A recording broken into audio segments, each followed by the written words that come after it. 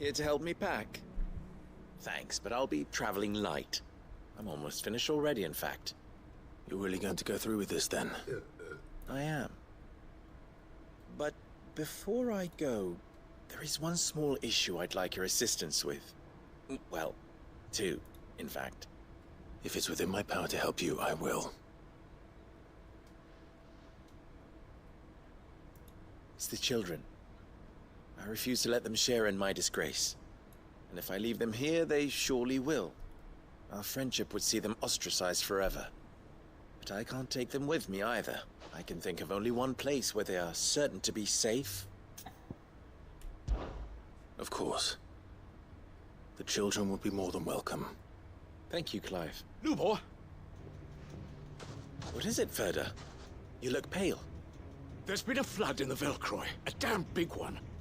The League of Outlaws encampment was completely submerged in ether. What? Every last one of the bastards has turned. Bandits are one thing, but Akashic bandits are quite another. The town... We need to evacuate. Ferda, the Akashic may strike at any moment. We must make ready to cover the townspeople. Well? Yes, my lord. Clive, change of plan. The children stay with me for now. I need you to find Conrad and Natalie. Tell them to prepare for a full and immediate evacuation. Understood. I'll do what I can to convince everyone else.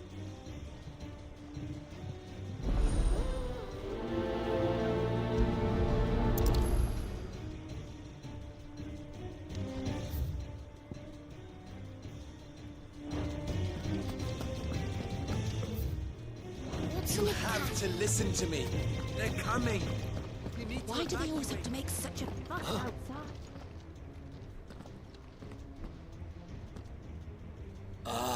What do you want, Lord Underhill? To pass on an important message. There's been an ether flood out in the Velcroy. The camp where the so-called League of Outlaws were gathering has been swallowed. They're no longer just bandits. They're Akashic now. You need to begin preparing for... Oh, do we? And who what? Lubor, perhaps? The man spreading the same poison. You may believe his lies, my... But why would he lie about something like...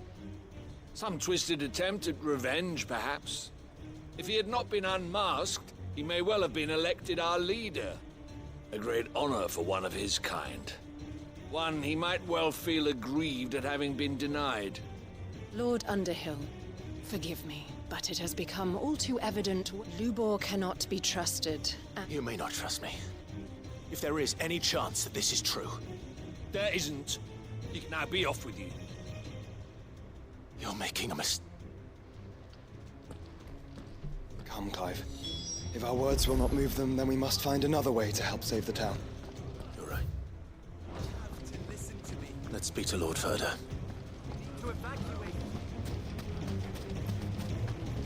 I think we'd better shut up. What's Lubor raving about now?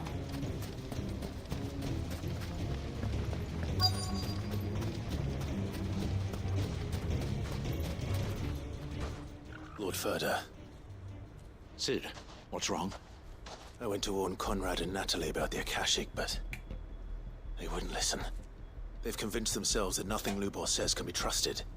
The bloody fools. Which means the town guard can't be counted on for support. But I can. If there's anything I can do to help you defend Dalamil, you only have to ask. I appreciate it. Sid! Ferda! I've been looking for you everywhere. Victor, I thought you'd left. I couldn't abandon a friend in need. And Lubor is in need at this very moment. Come quickly.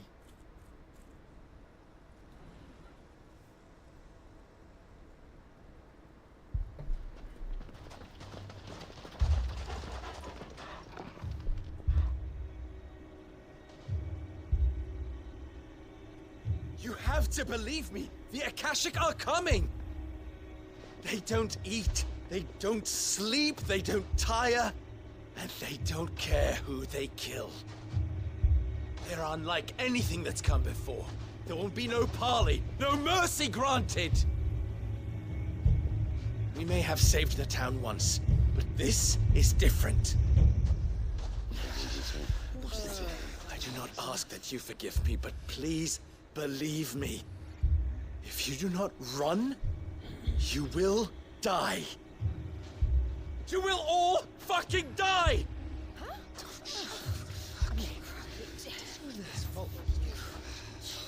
You'd like that, wouldn't you, bearer? Yeah, with us out of the way, your kind will be free to claim Dalamil for yourselves. You should run! Run, bearer! Yeah, run! Run! Far, far away! Just go! Yeah. Yeah. Yes!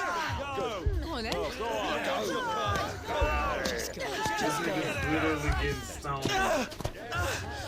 Wait, someone's coming. Come on! Stop! You're hurting him! Ah! Ah! Oh. Oh. Ah.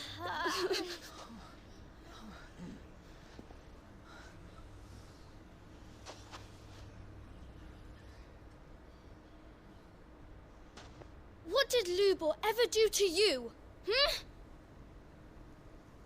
He solves all your stupid problems, and he keeps all of you safe. You know there's nothing he wouldn't do for this town. Who was it who made that cleaver you use every day, Conrad? And what about your counting table, Natalie? Who fixed that? Damn, y'all getting y'all ass handed to y'all by some kids. Whose men make sure the streets are clean so all your boots don't get dirty? Who spends all day, every day making sure things run smoothly around here? And none of you ever say thank you. Ever. But did Lubor ever complain? Well, does he ever stop smiling? He keeps this whole place going. And you act like it doesn't even exist! Yeah, y'all ain't shit. Ain't none of y'all shit. I hope y'all know. And I want the Akashics to come in and murk y'all ass. Yes, sir.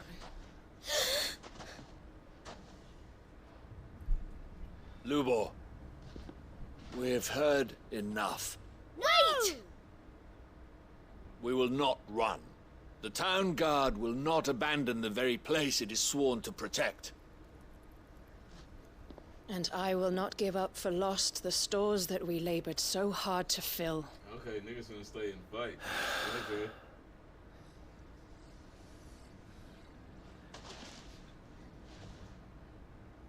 So tell us, how do you propose we deal with these Akashic of yours?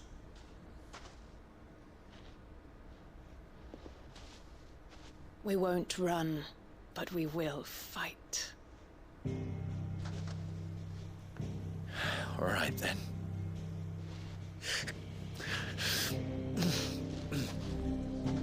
Fine.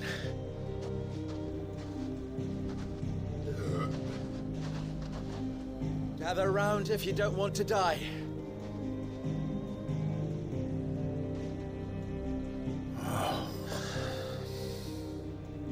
That's what's up.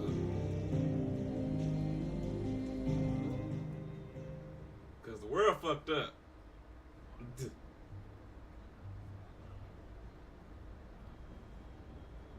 Allow me to explain the situation.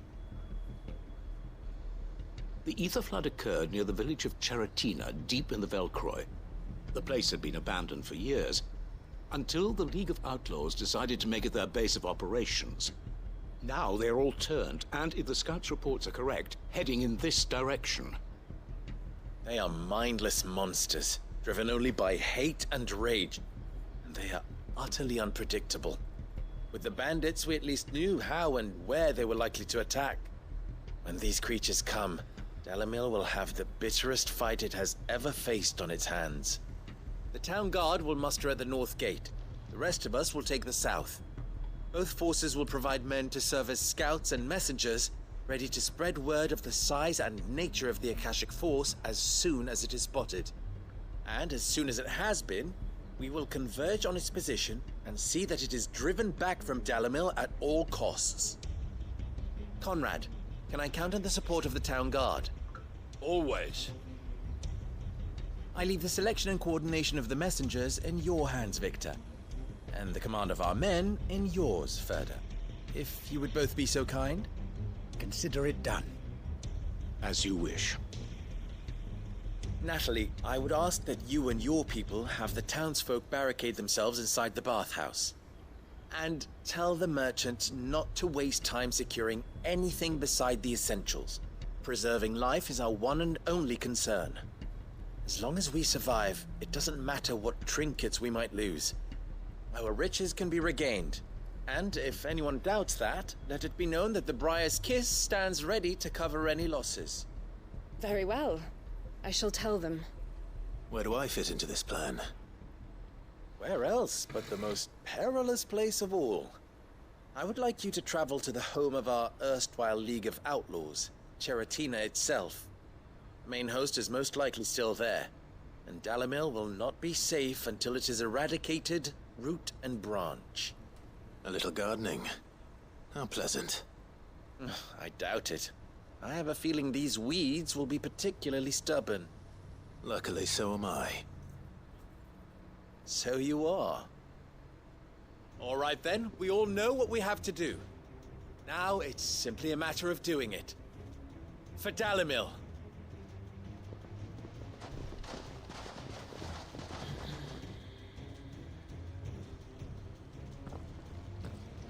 Looks like everyone's ready.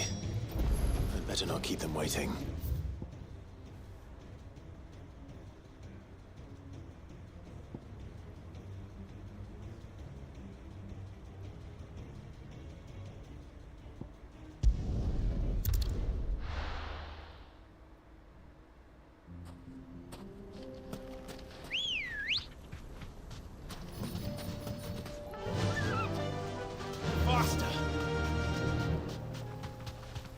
There it is. The flood. But what's waiting for us inside?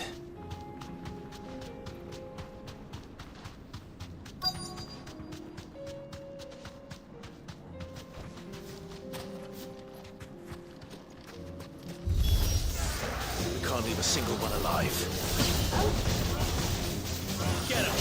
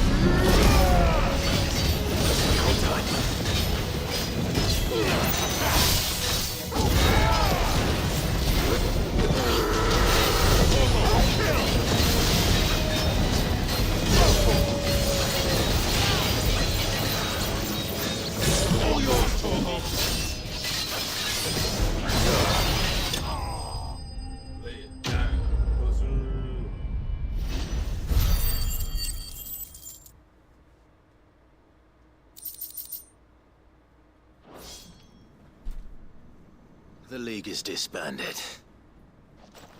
I should get back to Dalimil.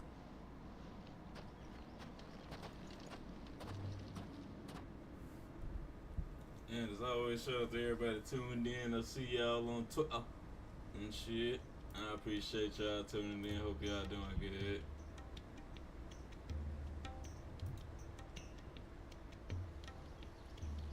All the Akashic we were able to find have been dealt with. Seems that might be the last of them. Last of them here, perhaps. Lubor, Sir Clive has returned. Clive! What news from Charatina? It's done. Root and branch. I knew you wouldn't let me down. Thank you, my lord. Friends, the Horde has been driven back. The Akashic have been defeated. And we need not fear the arrival of any more, thanks to Clive. Victory is ours. We bloody did it! We saved Dalamil. Lubor, allow me to apologize. After all you have done for this town, we should never have doubted you. But we did. And for that we are truly sorry. We only hope that you can forgive us. We need you, Lubor. Dalamil needs you. So, if you would still like to be considered for the position of mayor, you have our backing. You do remember that I'm a bearer, don't you? We do. But that is not a stain on your character. It is a stain on ours. We thought only of what we perceived bearers to be, not what you truly are. The man who saved Dalamil twice over. I see. But I will only accept your proposal on 2 conditions. Name them. Firstly, that you will both do everything in your power to rally your people to my cause. If the Town Guard and the Merchants League do not accept my leadership, it will be doomed from the start. Unity is the key to defending Dalamil, and I do not doubt that we shall need to call on our combined strength again. When that time comes, I will expect us all to pull together, just as we did today. Of course. You have our word. And secondly, you will accept that if I am to lead you, the mistreatment of bearers must end here in Dalamil. Any bearer within our walls shall be afforded the same rights as any other citizen. They will not be judged by what they are, but who they are. As we failed to do, and came so close to losing everything. We agree to your conditions. And we have only one in return. That you continue to work for the good of Dalamil, as you always have. Condition accepted. Well then, it seems my mayorship is all but confirmed. Do I get some sort of special hat?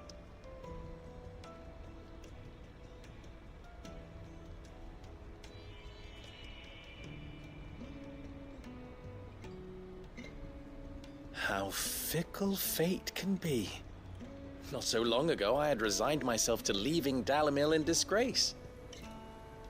And now, I find myself her leader. Here. For everything.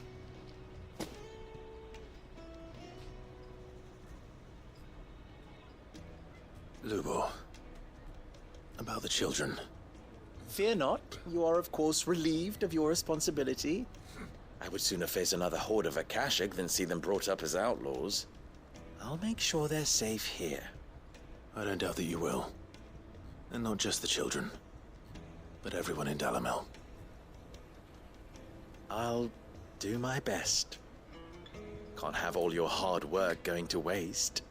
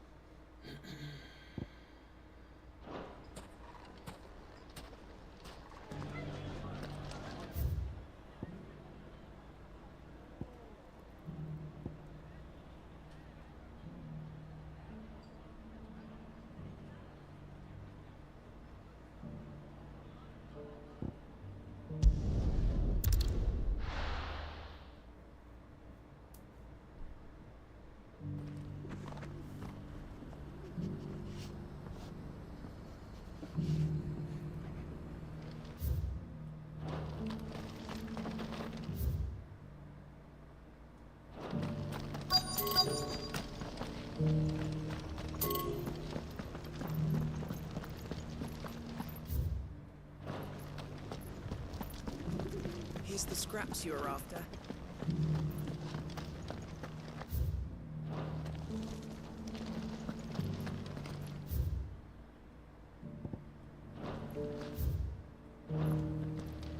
Thank you for the deal, egg, mister. Mummy made a pottage from it.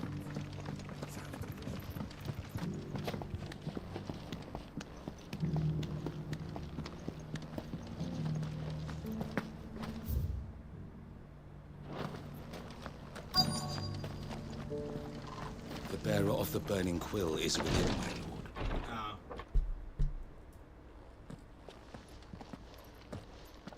Your Grace, my lord. Hold on, I trust. Ran next door, check on my dad real quick.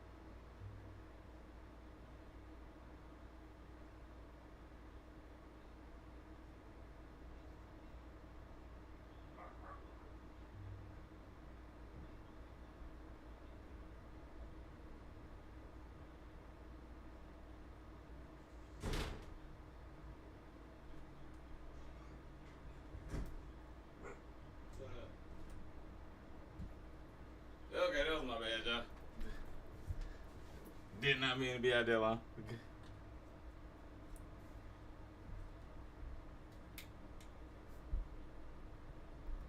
Your journey was not overly onerous. Cyril, you found a letter from Father? Yes, I have it here.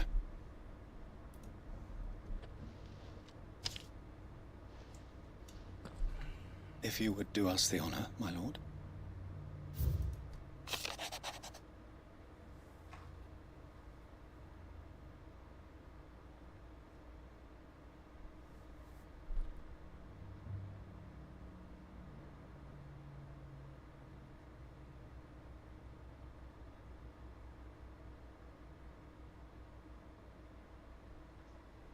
Oh, damn. An inheritance. It would seem the late Archduke penned this missive shortly before his passing. The day before we left for Phoenix Gate. What are these plans he spoke of? His plans for the duchy, Your Grace. Your father entrusted them to my predecessor, the former bearer of the Burning Quill, who entrusted them in turn to me. The complete emancipation of bearers is their stated aim. But your father's dream did not end there. His Grace also spoke of building hospices to care for those stricken by the curse, and the founding of a new university to further the development of non-magical technologies. With the blight spreading ever more widely across the Twins, Archduke Elwyn saw this as the only means of securing Rosaria's survival. He wished to see men and bearers treated as equals. To see centuries of common wisdom overturned. Small wonder he did not think it achievable within his lifetime. But he thought it achievable nonetheless. Had he not, he would never have written this message. Nor would he have entrusted his vision to his most faithful aides. Those who would have stood with you, shielded you from the machinations of the less benevolent personages at court. It's a pity only they are still with us. 'Tis true that those most loyal to your father were the first to suffer the Duchess's wrath. But one at least remains, and she has come bearing gifts. What do you mean? Mayhap it is better that she explain, my lord. After all, the duties entrusted to me by my predecessor extended only to recovering His Grace's will and arranging a meeting with the one who might execute it, or a part of it at least. And where is this woman? She awaits you in the archive, Your Grace. Thank you, Cyril. Shall we then?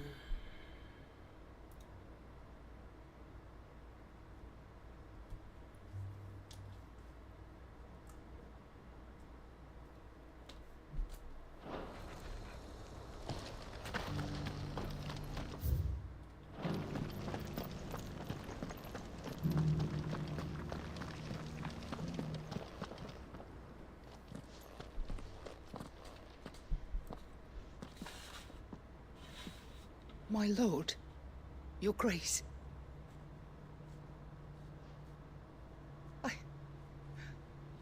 hardly recognize you.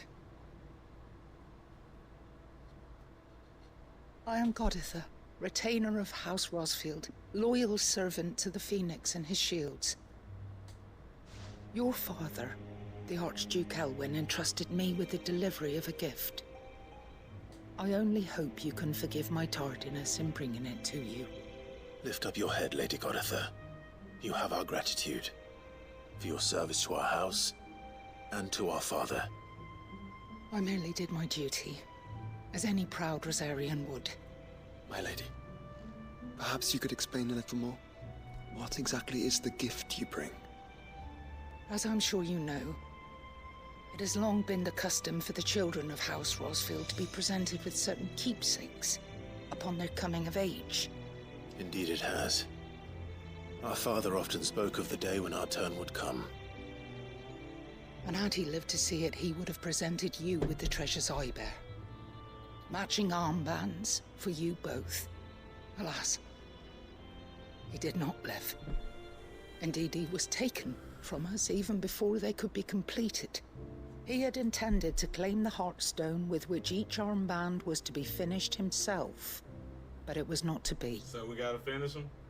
And his gifts remain incomplete. We gotta finish our daddy timepieces. It saddens me to bring them before you, as they are.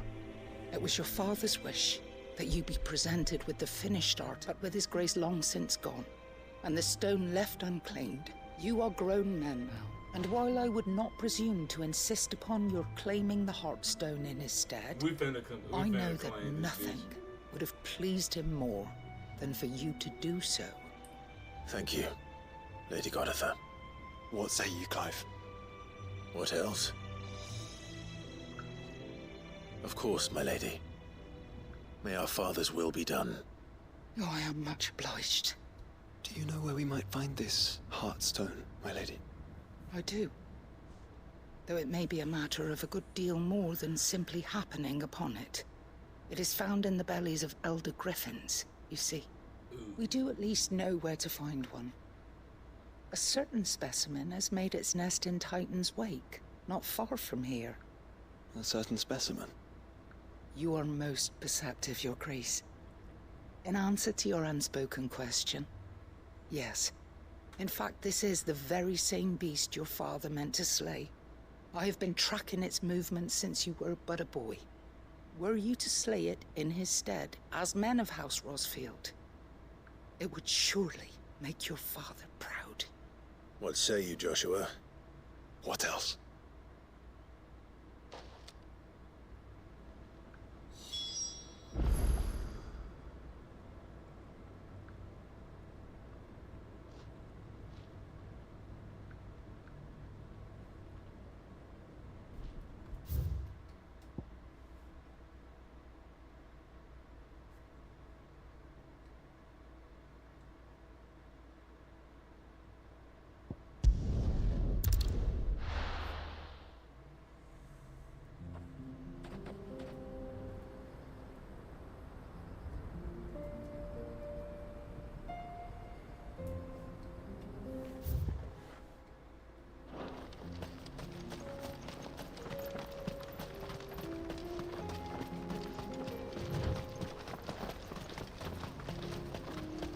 Eyes peeled, Joshua.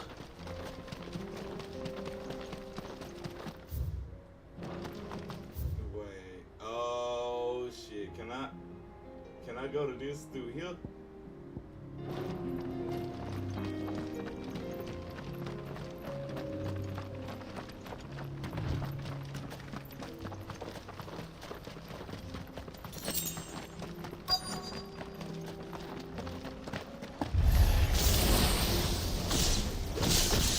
There it is.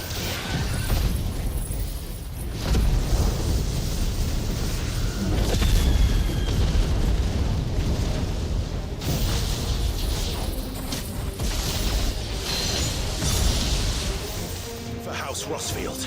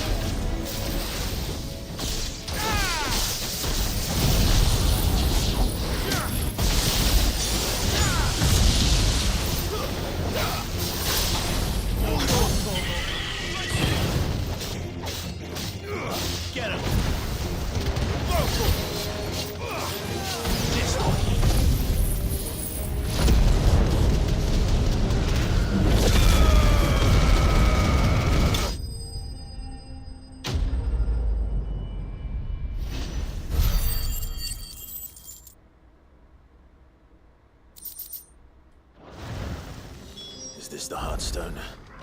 I expect Lady Goritha will know.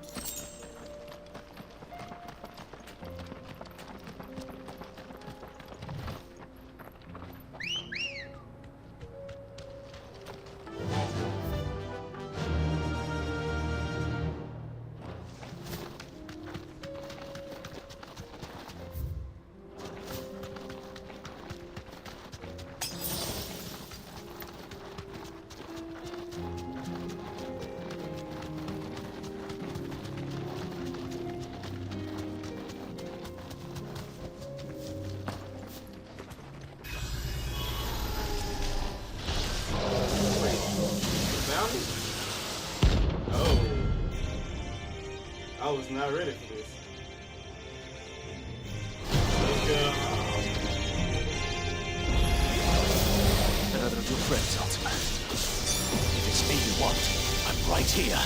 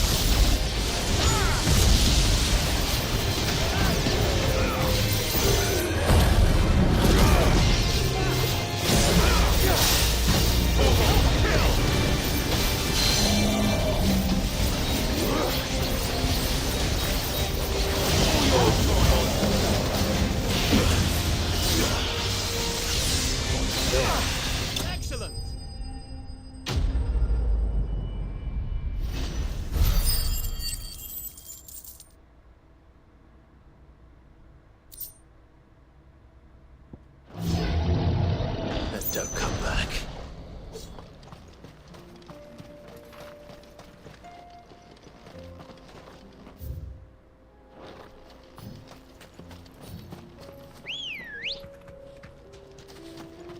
Ready, go?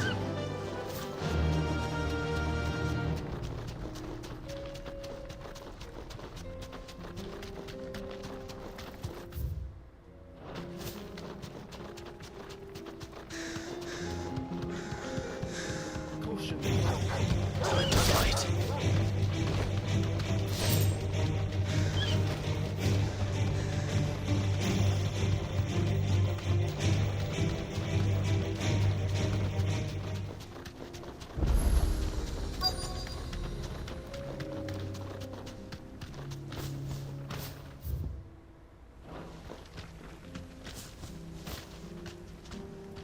Be safe.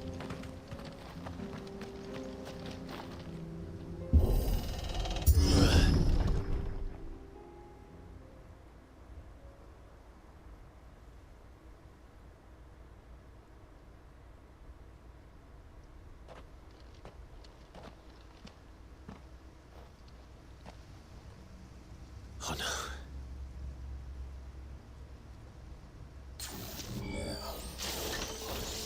You'll pay for this. There may still be survivors. All the more reason to rid this place of echoes.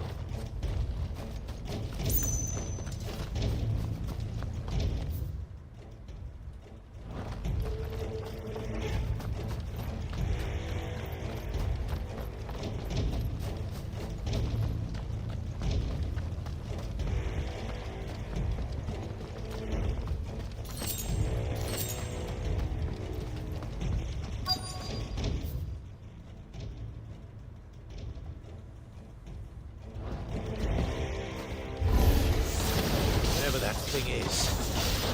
Say it's their leader.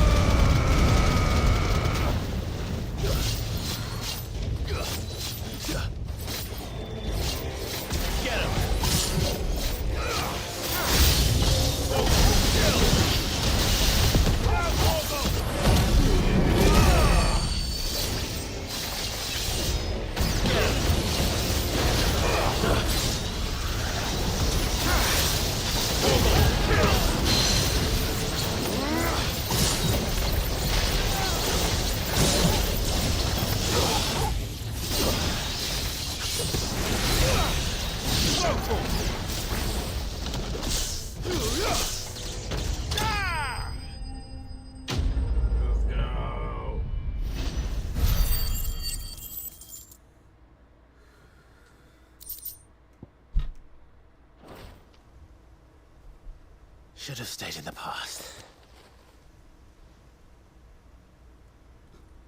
These must be Cyril's colleagues. You have our thanks, stranger. Who are you? Ah, forgive me, my lord. I did not recognize you. You are Lord Ross. We are archaeologians, tasked with surveying this site. When the echoes appeared, our brothers here occupied their attention. Thanks to them, and to you, we were, for a mercy, able to see our duty. You call that? Your brothers might still be alive if you put their safety before your duty. Surely this survey wasn't worth dying for. We are charged with uncovering Ultima's origins. A duty of the highest import, as I'm sure you will agree. And you think your dead brothers would agree with you too? Yes. I know they would. They gave their lives for the cause, an honor to which all undying aspire. Now, to what do we owe the honor of your presence, Lord Marquis? Cyril told me of your work here, and I agree. I see. That is most kind.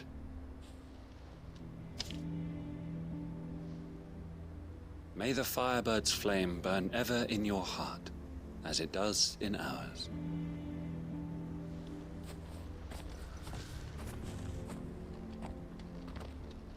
It's one thing to lay down your life for another, but for a survey...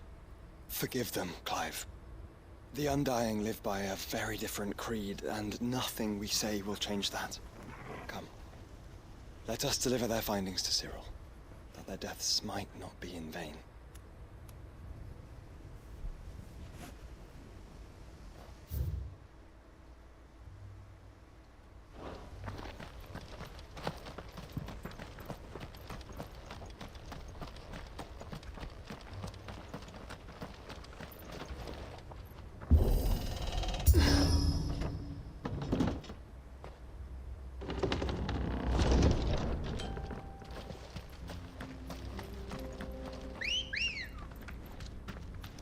Come on.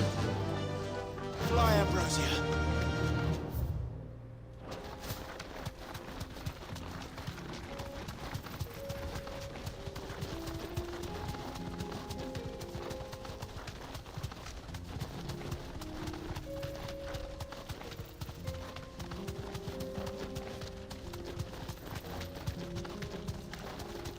Here we are again. Carava. If you were a tortoise, Torgor. Looks like we found him.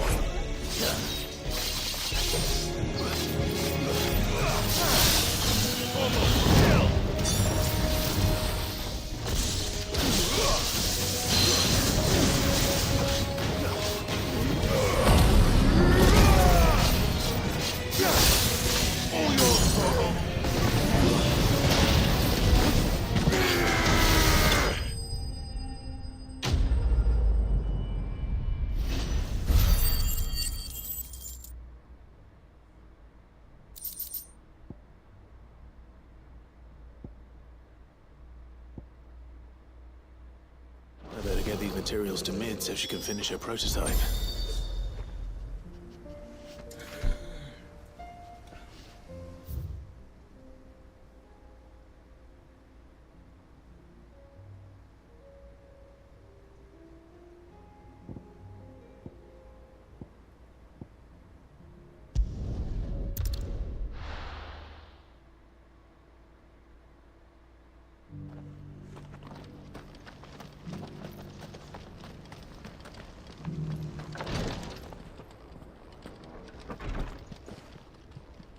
Ah, you are returned, my lord. I collected your colleagues' preliminary findings. Here, take them.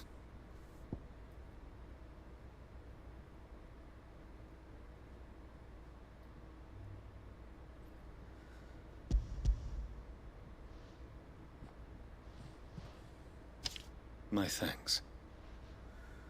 I shall study them, and inform you forthwith if I discover aught that might aid you in your fight against Ultima.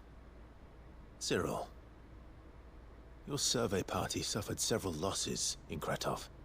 Losses which could have been avoided, had the others not chosen to complete their work, instead of saving their friends. Were these your orders? No. This was their choice. Every Undying devotes his life to the service of the Phoenix. It is our sole duty, and should we die in discharging it, so be it. Even when death is avoidable.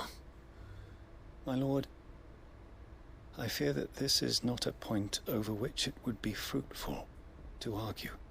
The Undying have served the Phoenix for countless generations, and your opinion of our methods, however earnest, is not like to change them. We live to serve the Phoenix. Our very order exists for that purpose, and that purpose alone. Cyril, I know that you and your brethren answer only to Joshua, but allow me to offer you a word of advice. It does not further the cause of the Phoenix to have his loyal followers surrender their lives without good reason. Provide your survey parties with an escort, that they might live to do their duty for years to come. Think not only of how you can serve the Phoenix, but how Joshua would want you to serve him. Please. For all our sakes. I thank you for your advice, my lord. If you will permit me to respond, our faith in his grace, Joshua Rossfield, is absolute. And we of the Undying will do what we believe is right to fulfill our duty unto him. As first shield to the Phoenix, I am sure you understand what it means to do one's duty. I do. Then we are of the same mind. And it is my hope that we may continue to do our duty together.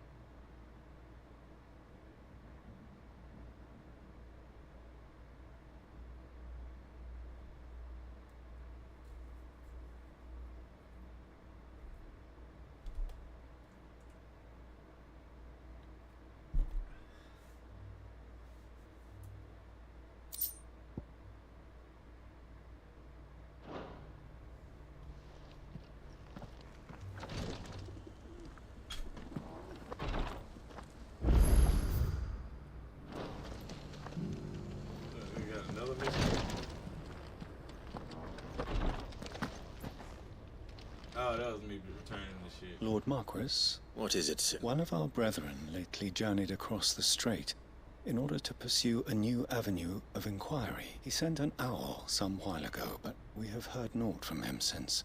Was he surveying another fallen ruin? No. The object of his study was a savior cult that has arisen in Ash in recent years. An ancient religion that worshipped Ultima as its god. By gaining an understanding of this new faith, we hoped to learn more of the Circle's original beliefs. And so you sent one of your brothers to Ash? Fully cognizant of the risks, I entrusted the mission to one of the most able of our order, the Third Chair, a master of the arts of combat and survival both. Though he has been silent for some days now, I have yet, it seemed only right to inform you of the situation. Given your unique experience of the perils of Ash. For as you so earnestly advised me, it would not do to abandon a man to his fate. But Ash is a big place. Can you be any more specific? Perhaps. The last owl I received from him mentioned a village where he had heard the cult were wont to assemble. Mickleburg was it. It lies in the southern reaches of Whoooole. If aught ill befell him, I expect it did so there. Right. I'll see what I can do. You are much too kind, my lord. Go then, with my hopes. Okay, it's still part of the main shit.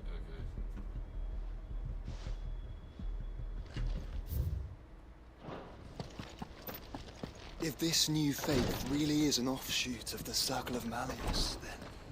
Let's concentrate on finding the Third Chair first, shall we?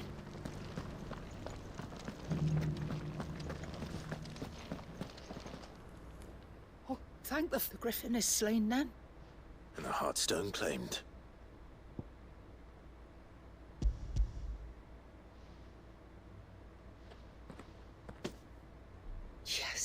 This radiant luster, like frozen flame, is just as your father described it. Thank you, my lord. Your grace. Your father would be so proud. Lady Goditha, the lapidary is ready. Thank you, Cyril. I will be with him shortly. If you would excuse me, I shall have the stone cut and set forthwith.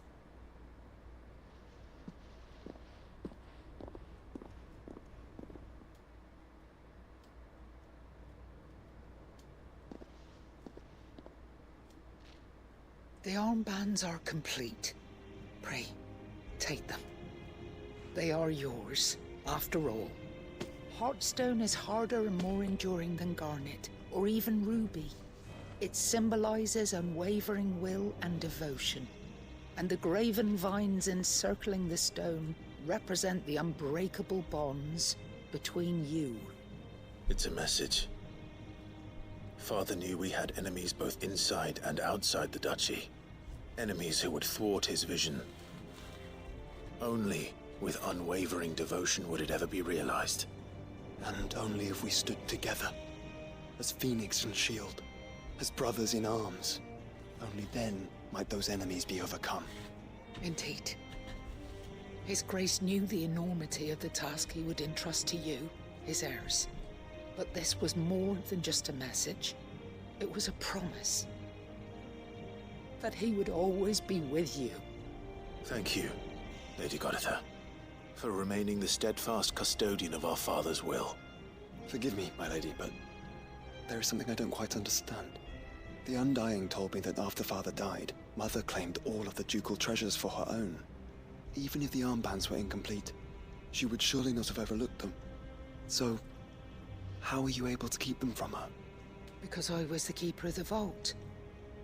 Though I was but a lowly servant, your father spoke to me of his intentions for the bands, of the deep love he had for both of you, and his hopes for your future. In the days before the disaster at Phoenix Gate, I discovered that the Duchess had ordered her jewelry be sent away from the castle. It was then that I knew she meant to betray us. I tried to warn your father, but it was too late. When word of the fire reached Rosalith, I knew my time was short. So I took up the armbands and I fled into the night. Real nigga. And thank the Founder you did. Yet my duty to your father was incomplete. Not knowing what else to do, I followed the Griffin, thinking I might claim, and so my pursuit continued. Until he informed me that his Grace's will had been recovered. And that his sons were alive and well. Lady Goditha, on behalf of my father and all the people of Rosaria, I thank you for your loyal service. You know, back then, As nigga, do they I. could die happy knowing some shit like that. Thank you, my lord. If Your she would have Grace, died of old for age the coming next back to day, us. I wouldn't be mad. For giving my service Not like that was meaning. some fucked up shit, but like her life meaning has been fulfilled. On some shit.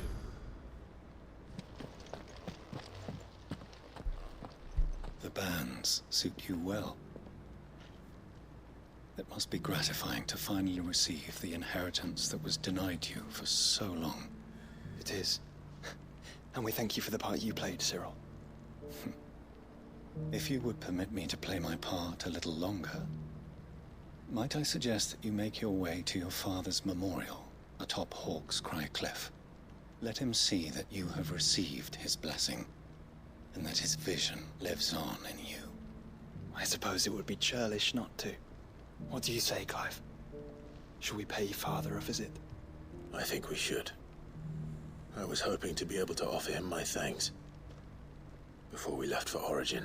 Oh yeah, Your Origin father's is it. helm is enshrined there.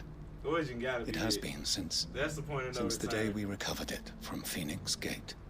I prithee claim it, for it too is a part of your inheritance, and I do not doubt that your father would prefer it in your hands than perched upon some lonely rock.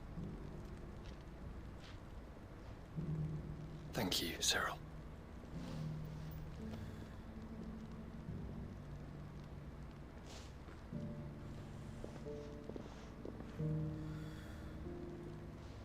Come on, Clive.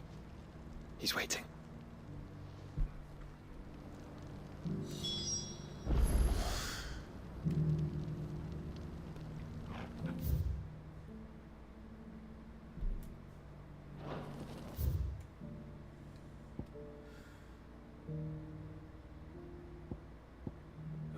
done did everything over here.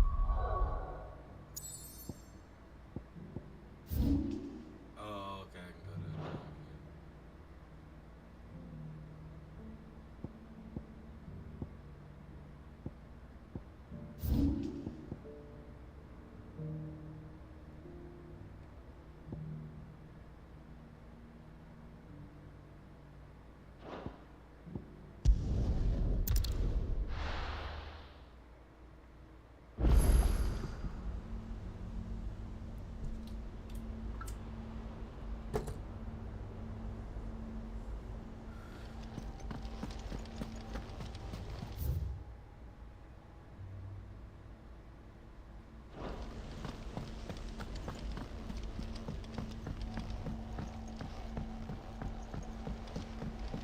Twinside's hundreds of leagues away.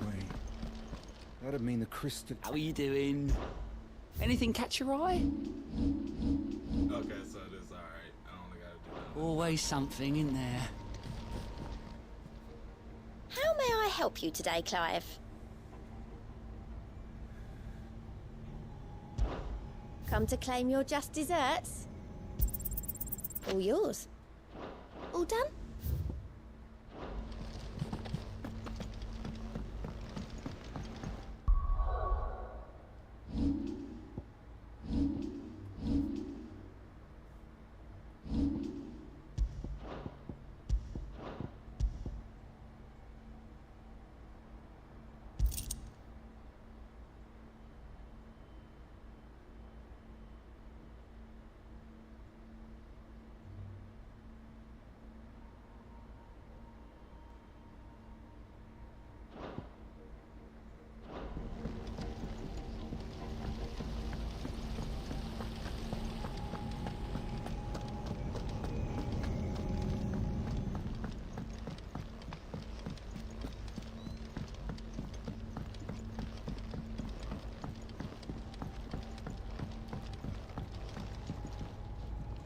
Mid, tell me this.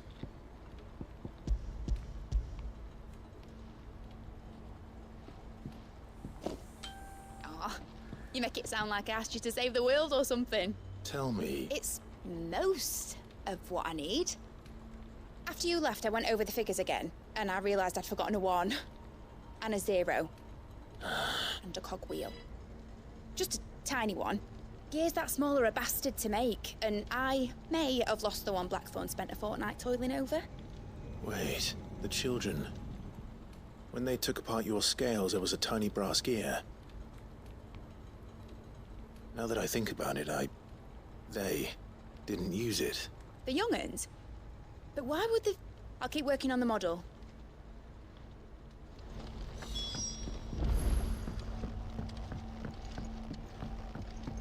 Has Midadol mentioned a new project yet?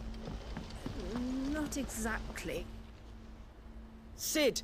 She wasn't high. She's just busy working on her next... A new invention? Is it an airship? Do you think she'll let us help? That just so happens to be why I'm here. She needs something special. A brass gear. A tiny one. One that might fit on, say, a set of scales. Oh, the one you forgot! We remember! We saved it, just in case. It's in the bag of bits. Since your lesson, we've been disassembling, then reassembling everything we can find. All the pieces that are left over, we keep under our beds, just in case. That's good to know. Look! I found it!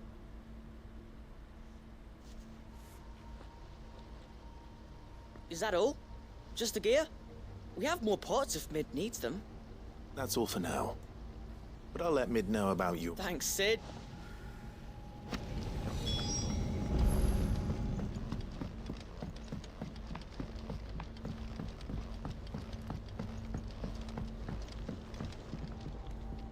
Well, did they have it?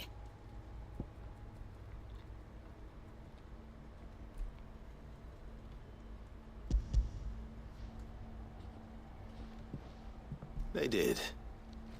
And they kept it. Will it work? He's perfect! You're a genius, Clive. What exactly are you going to use it for? Only the most important job. The wings aren't going to move on their own. But with the right cog in the right place... well, you just wait and see.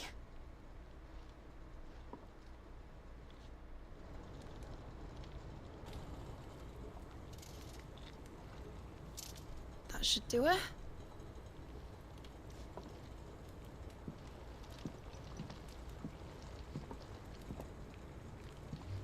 Here goes nothing.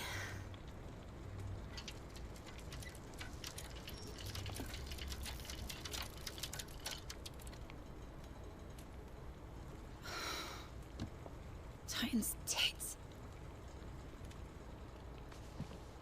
It wasn't supposed to fly, was it?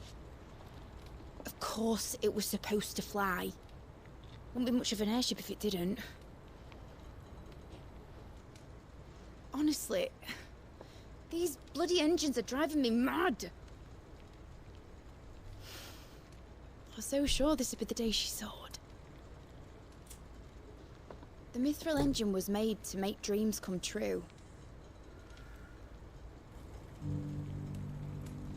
But maybe this is one dream the world's better off without.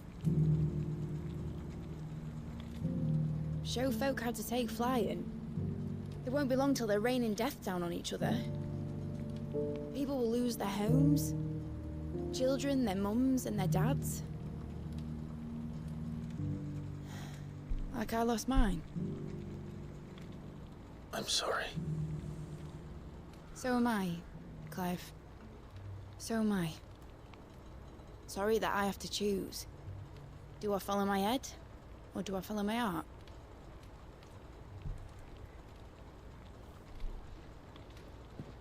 Good question. The first time I stood on the deck of your ship, felt the wind in my hair.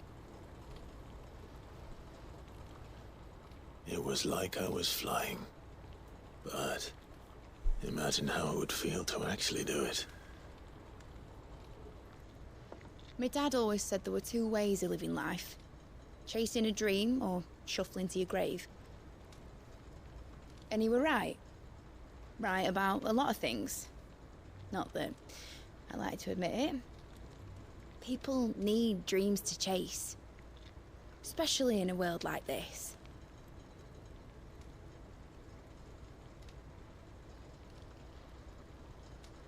Right. When this is over, I'm gonna take all my Mithril engines to Zemeckis and sling them over the edge. I won't have my dream end up turning into someone else's nightmare. But all that hard work... All that hard work will not be used for war, Jamie. But it isn't like it'll be gone. Tell me, Clive, have you ever been on a treasure hunt? Not since Joshua and I were boys. Why do you ask? Because I'm gonna bury the engine schematics and leave behind a little riddle telling people where to find them. A really hard one, so that only the most dedicated dreamers will ever be able to work it out.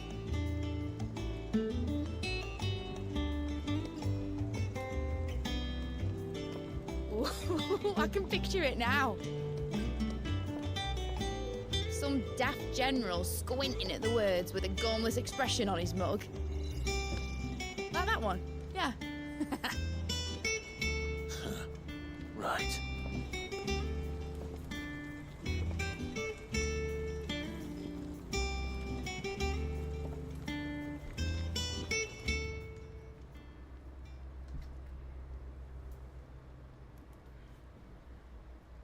Of course, if I'm putting this engine at the end of a treasure hunt, I'll still need to make it a treasure worth hunting for. Won't be much of a prize if it couldn't even make a toy boat fly after all. My dad always said, dream big. But it ain't the size of a dream that's important, is it, Clive? Only that it's a good one. And I reckon I've got a fair few good uns left in me. I'm sure you do.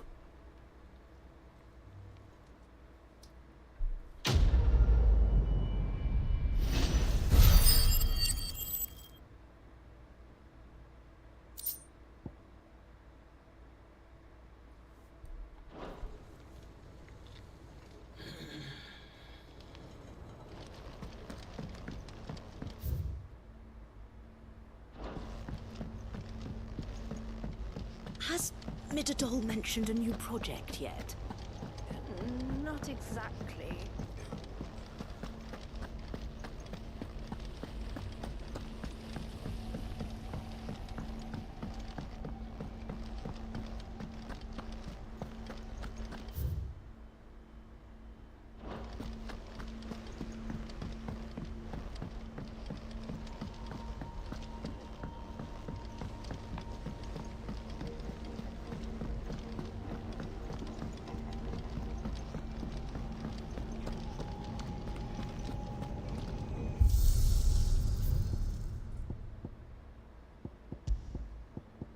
Gotta get Josh his drip.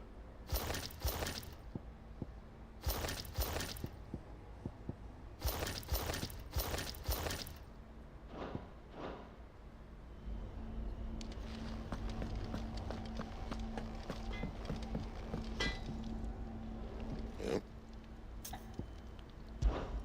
What do you want?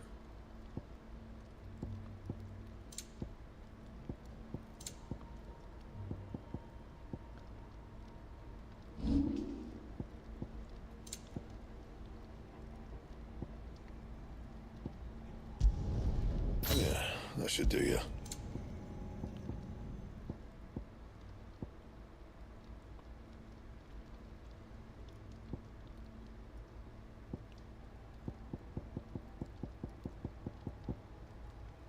Anything else?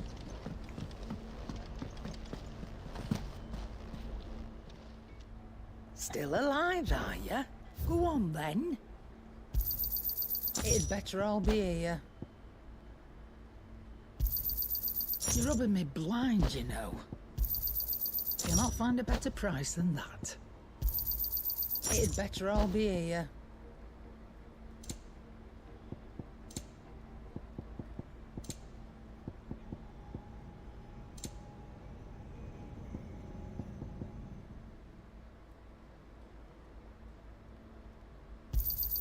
You'll not find a better price than that. You're rubbing me blind, you know. You'll not find a better price than that. You're rubbing me blind, you know. You'll not find a better price than that. You're rubbing me blind, you know. You'll break your back stuffing all that in your satchel.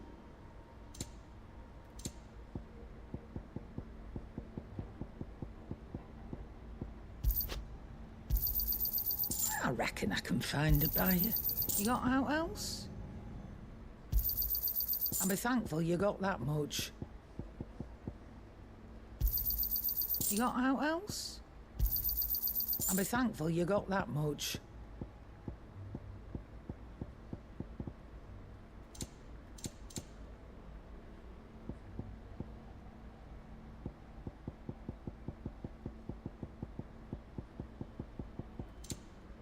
Finished, are you? So what do I owe the honour? So, will it be?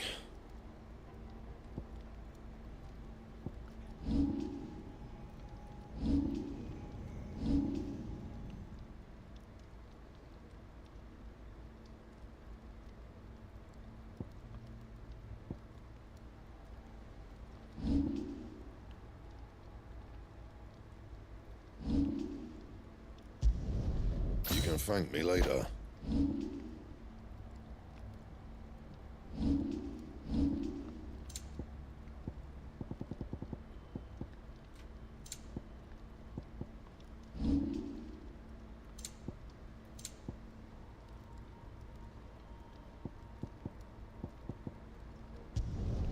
Yeah, that should do you. Anything else?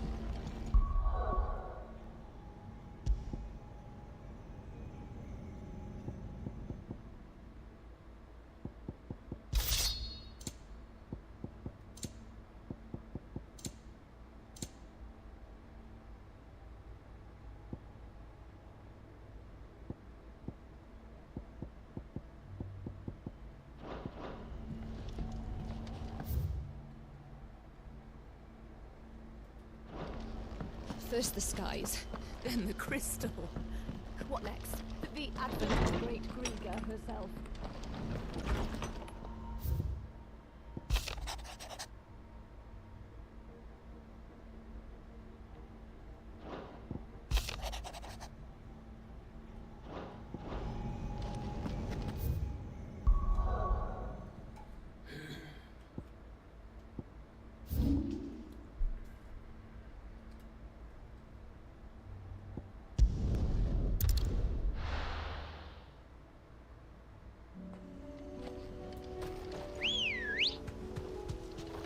Good girl.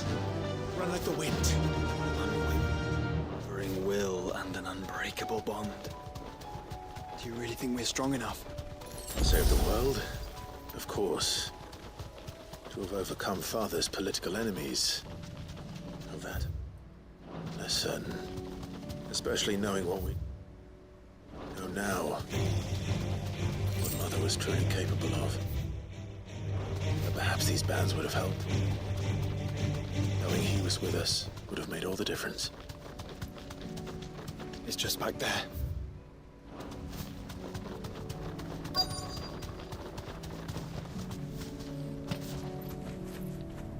Let me go pee. It's the beer. Hot moment.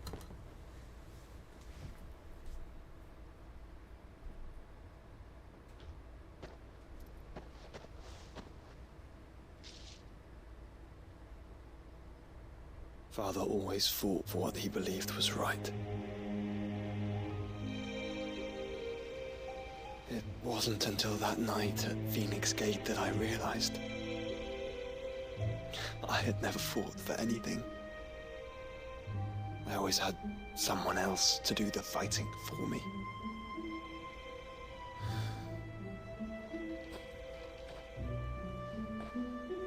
No matter how fate conspired against him, he never lost heart, never looked back, never stopped fighting. To me, he was the greatest of men. And I've been trying to live up to his ideals ever since.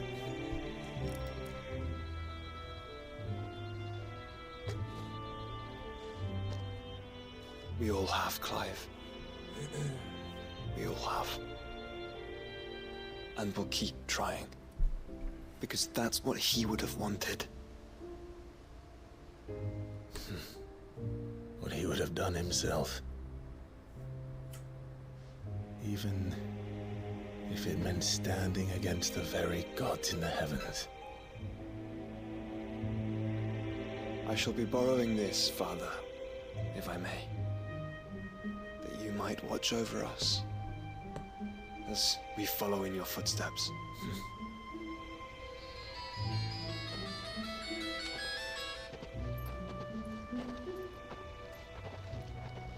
Yeah. Shit. Nah, I walked up to CNC this morning. Oh, damn, you got out real? Yeah, it was about to do rest of the day. We won't let That's you about down. right. Shit, I ain't doing shit. Erica talking about Jay got a carnival or some shit. Today? I was like, shit, if you pick me up, I ain't got shit going. Onward. Shit, hit me up when you get off. And to a new beginning. See how that go. So shit, you know, if that happens, shit, we must like to stop by your shit. Alright, hit me up.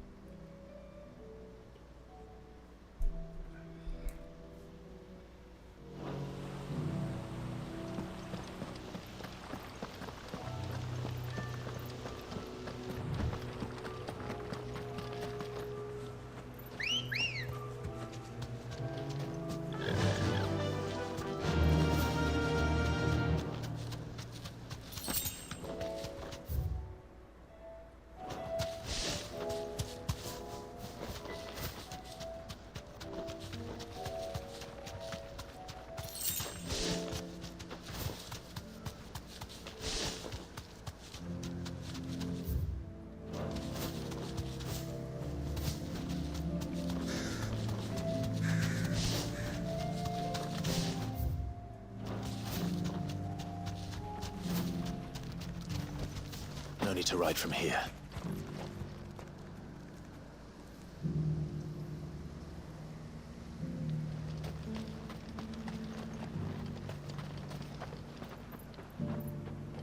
Quentin, I have a proposal for you. Do you now? Something tells me you'll be asking more of me than a cask of Gotand gold. Go on, then.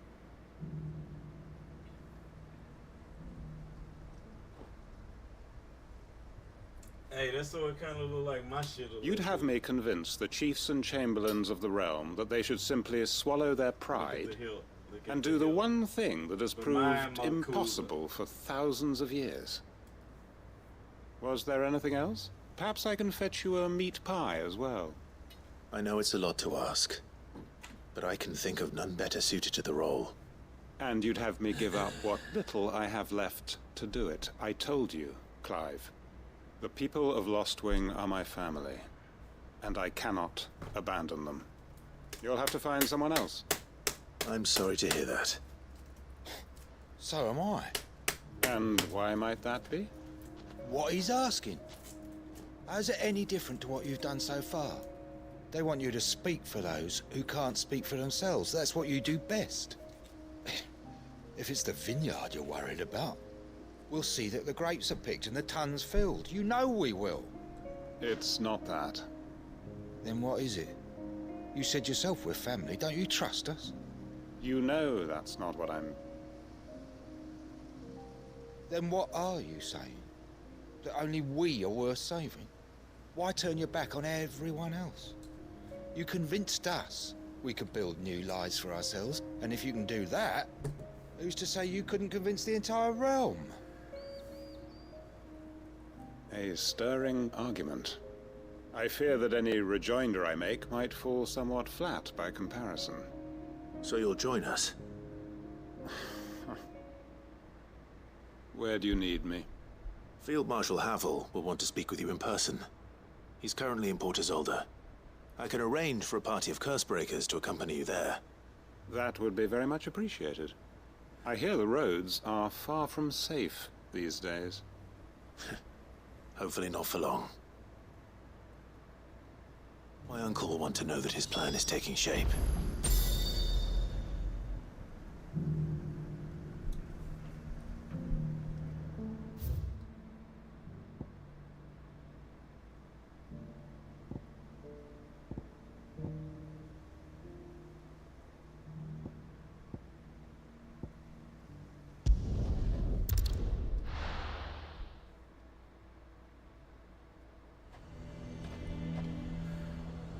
Nazaire might at least have mentioned where in Northreach he'd be testing this recruit. I've nerve. Well met, Sid. This is the Initiate. Ember, present yourself. At your service, Master. Please, just Sid. There are no masters here. Your life is your own. Oh, of course. Thank you, Sid. The Sergeant says you'll be evaluating me at my trial. To become a scout, yes. You are aware of the dangers inherent in that role. I am. But I swore I'd face them. Just like the man who saved my life. Who would that be? Gav. It was him who found me and freed me. No magic, no support, just one man and his nose. Came and sniffed me out. It taught me what one man can do if he puts his mind to it. And I've been training ever since, so that one day I can be someone's saviour, just like Gav was mine. I'm sure he'd be flattered. You clearly have good intentions, Ember. And it sounds like you're under no illusions. Stick to this path and you'll make a fine Cursebreaker. So, what? Have I passed? You haven't even started yet. Now listen.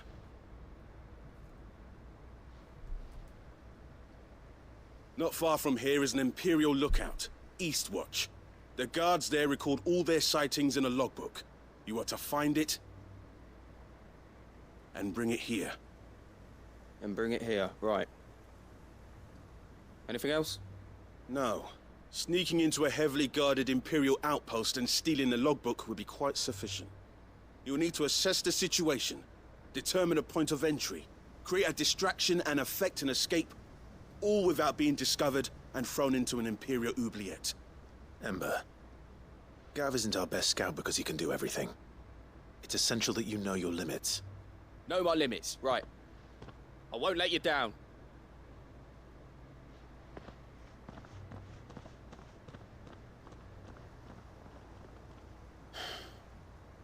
It shouldn't be as dangerous as I made out.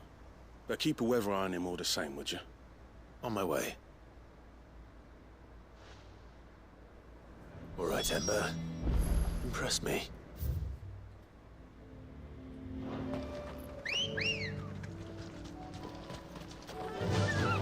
Fly, Ambrosia.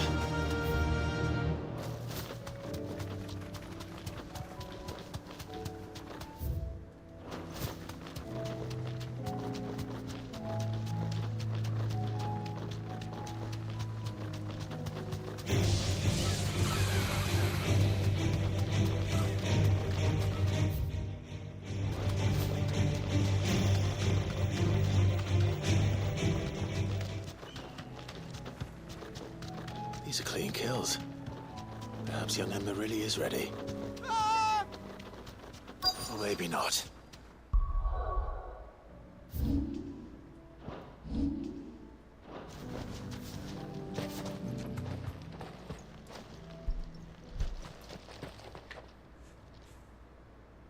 Damn it. Ember, draw your sword! I can't! Then run! If you want him, you'll have to go through me.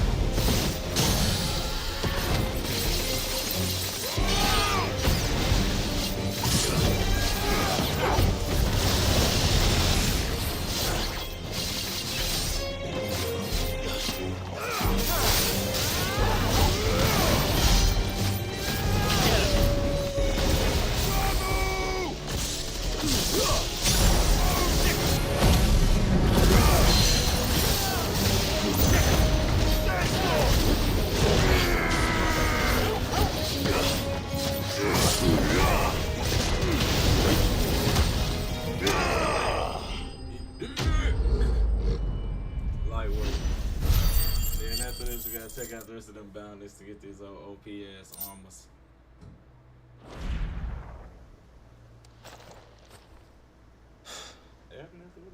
Ember, are you? Alright, turn it up. Gone. Of course. Scouts really are a rare breed. Back to Northreach it is then.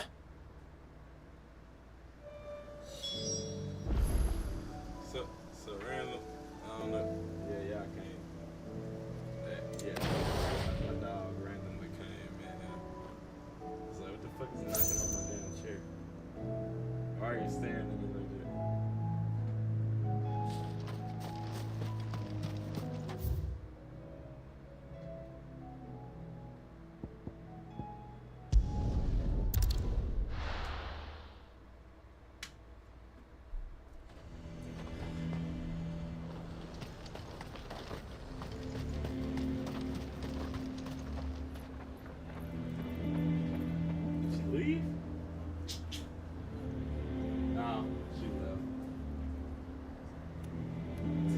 I was just saying, my nigga. I was just saying where the fuck you was at.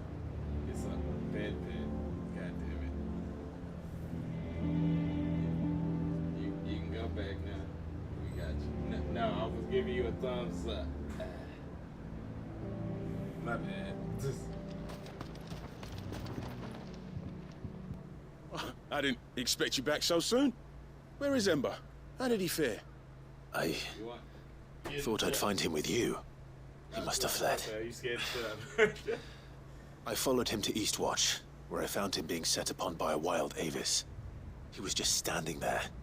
Didn't even draw his sword. I had to step in and take care of things. By the time I had, he was nowhere to be seen. I assumed he'd set off in your direction, but apparently not. I knew the boy had a nervous streak, but... The right man for the job? I believe this is the logbook you tasked me with retrieving. Hey? How did you... Don't you tell me you breached the tower while Sid was busy saving your skin. What? Wasn't that what you asked me to do? To bring the thing back without getting caught? He has you then, his heir. And he did it all on his own. But Sid, he did what he thought was best. And now I have to decide whether I agree. Of course. We'll await your evaluation back at the hideaway. Don't you leave my sight. Yes, Sergeant.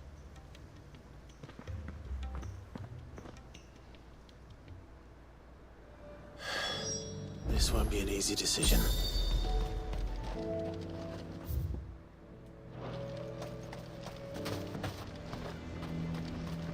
A fortress? The garrison is threatening to pull their sentries from the markets if we don't cooperate. I would speak with this Duke about...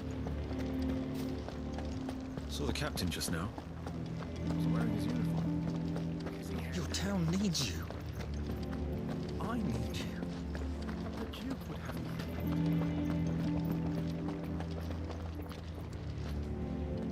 Do you have a moment, Clive? What is it? It's the Duke, unsurprisingly. His Eminence has assumed full control of the garrison and put every able-bodied man to work on the fortifications. The town was left all but unguarded, so Philippe was compelled to form a citizens' watch to fill the void. And though my dear boys have been characteristically willing to assist him in this, they want for bodies.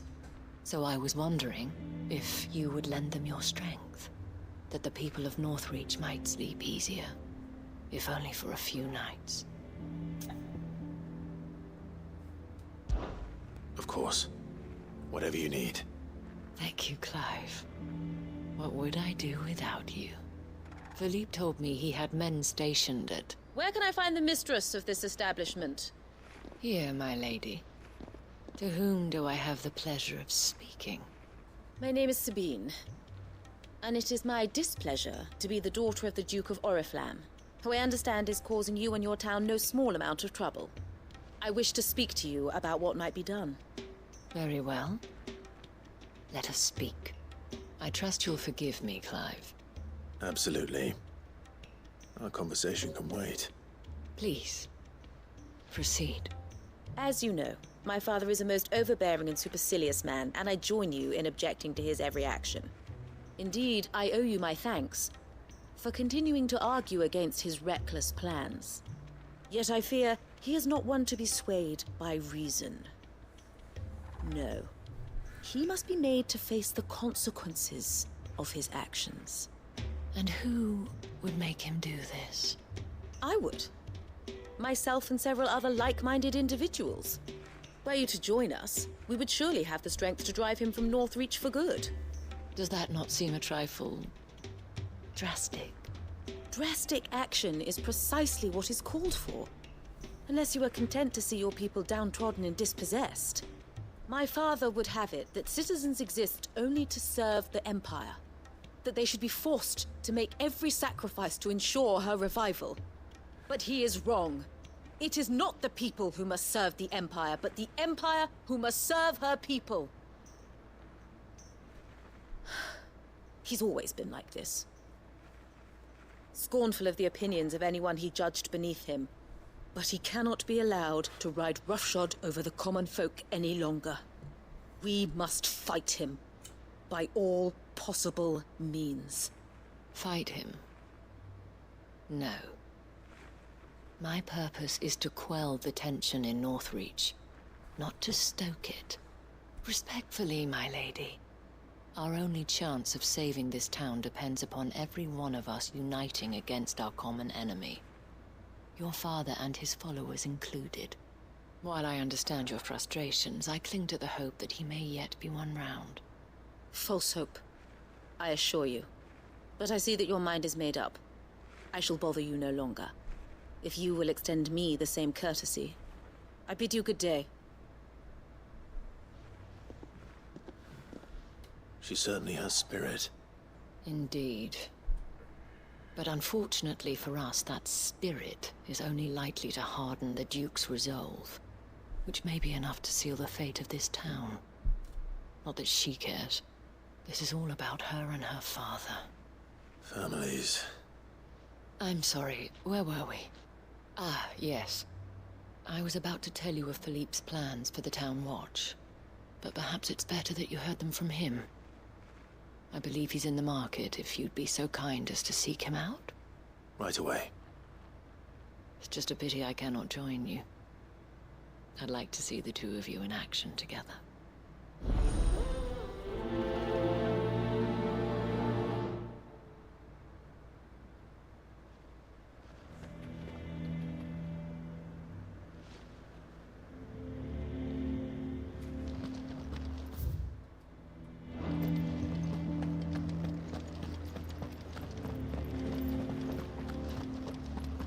Your town needs you. I need you. But the Duke would have me. Saw the captain just now. Wasn't wearing his uniform. Because he handed it in.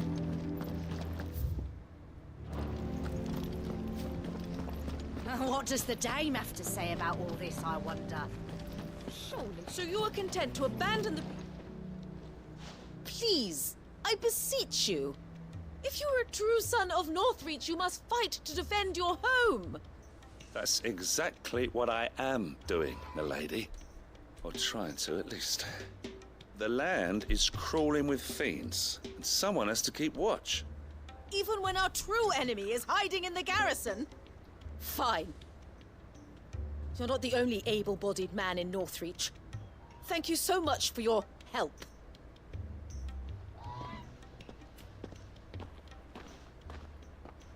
She cornered you too, then?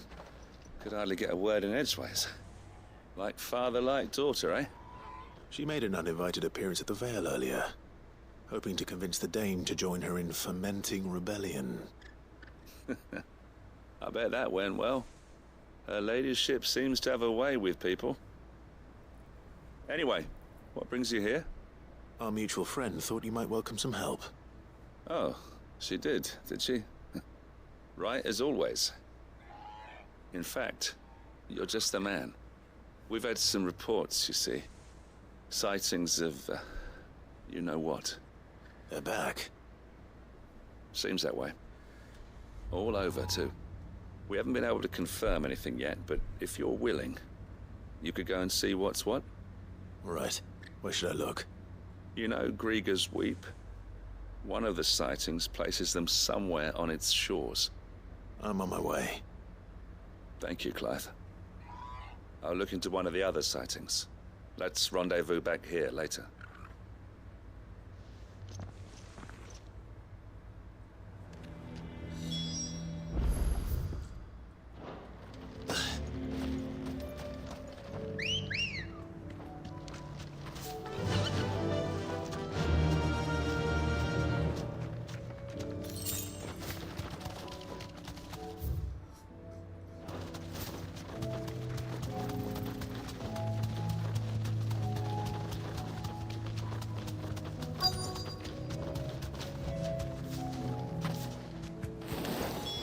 Damn it.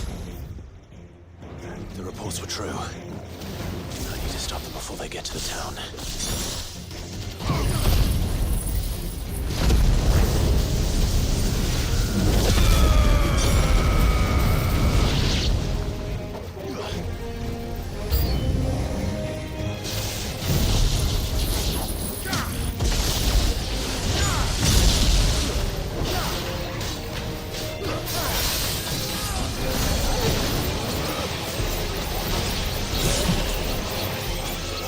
All yours, Corporal.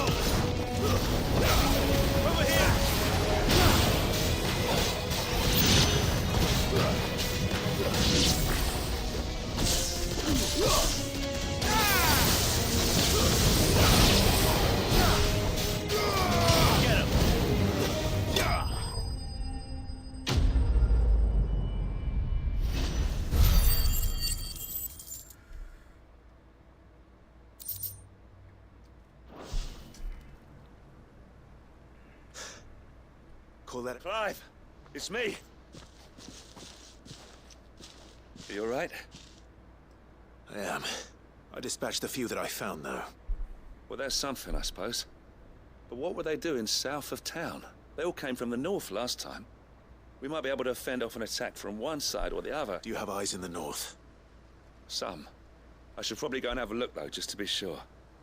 You head back to Northreach. I want you there just in case war breaks out while I'm away. What do you mean? Her ladyship's been busy working her magic on the townspeople. Stirring up ill feeling towards her father. But she'll have her marching on the barracks if we're not careful. What? This is exactly what the Dane was afraid of. I'll do what I can to calm things down. Be careful out there, all right? Don't worry, I'm not like you. One sniff of those things and I'm running back to town screaming blue murder.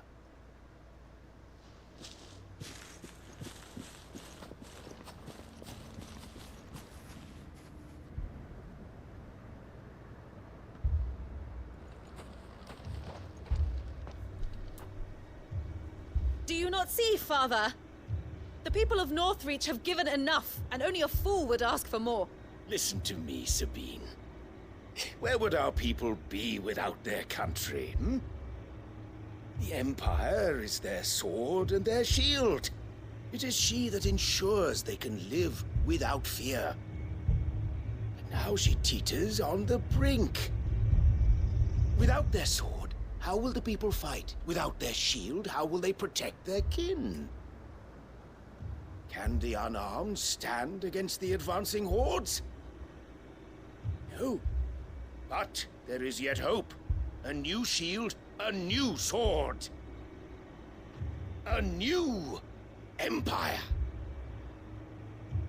We can rebuild Sandbreck, just as Great Griga wills it. Perhaps we could, Father. But we don't want to. Not if it is built on the broken backs of the people. Please, let us not quarrel in the street. You must see that no good will come of this. Our fight is not with each other, but with the threat that draws ever closer to our gates.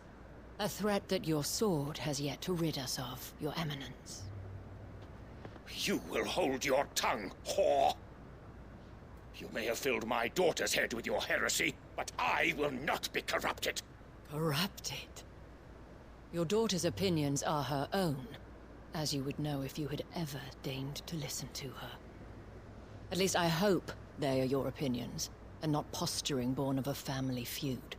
Northreach deserves better than that. Northreach deserves better than you, Carla. Yes, I know who you are. The slut of Twinside who bedded a Branded. Jealous, are you? That a woman might choose a bearer over a pious man of Griga. Clive! I met a swarm of thralls coming south from Oriflamme. Hundreds of them. Too many to count. No. Work on the fortifications has scarcely begun.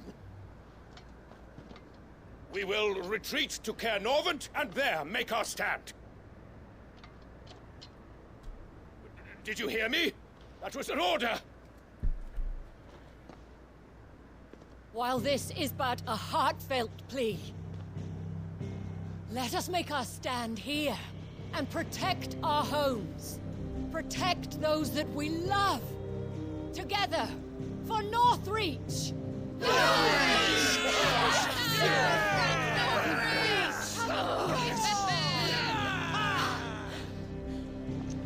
You heard the dame. What are we waiting for? Pikemen to the gates. Archers to the roofs. Quickly, come on!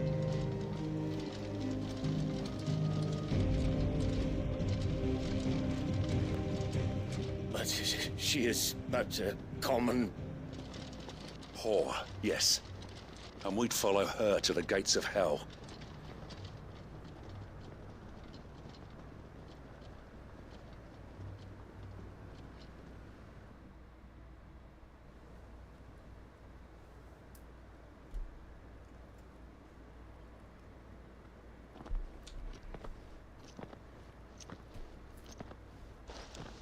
The men have their orders, and they look like following them. I got them spaced out at regular intervals. Whichever direction the thralls strike from, there'll be someone there to meet them. Thank you, Philippe. Rest assured, the people will play their part. The herbalist has donated her stock of medicines to me. Should any of your men be injured, take them to the Vale. We'll see to them there. Thank you, milady. I will. I'll play my part too. You still want for numbers. Unlike the enemy. I only hope I can go some way to evening the odds. Philippe, can I leave the south in your hands? I doubt the thralls by the lake were the last of their number. Of course. I'll lead a party down that way so we don't get taken by surprise. What about you? I'll make my way up the road to Oriflamme. I fought a few of these things. And while I can't promise to hold them all back, I should be able to thin the herd. All right. But take care. Thank you. Both of you. You can thank us when it's over. Till then, madame.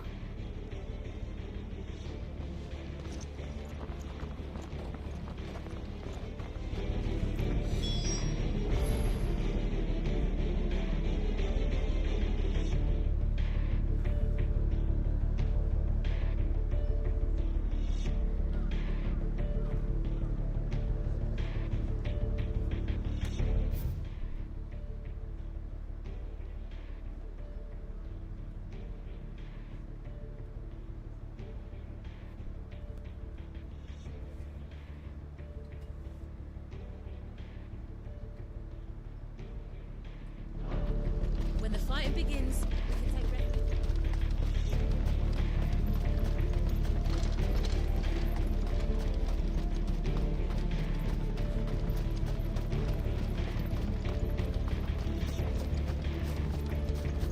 We can help with the wounded.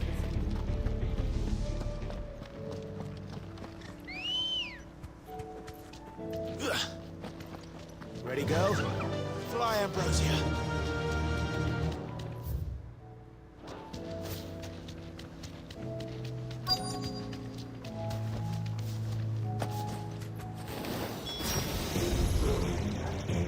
There are so many of them. Not for long.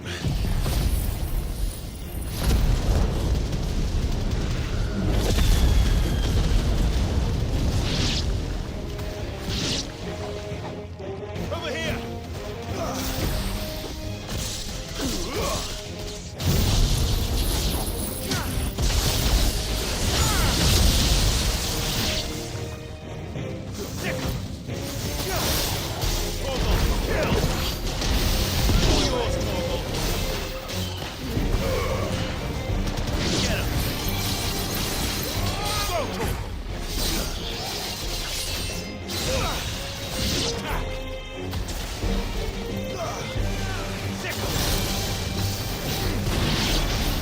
Is it over? No. It's only just begun. Over here!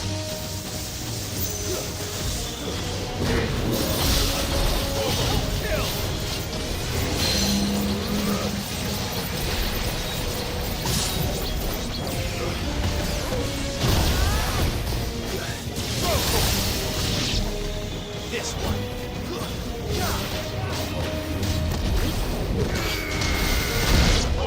Kill!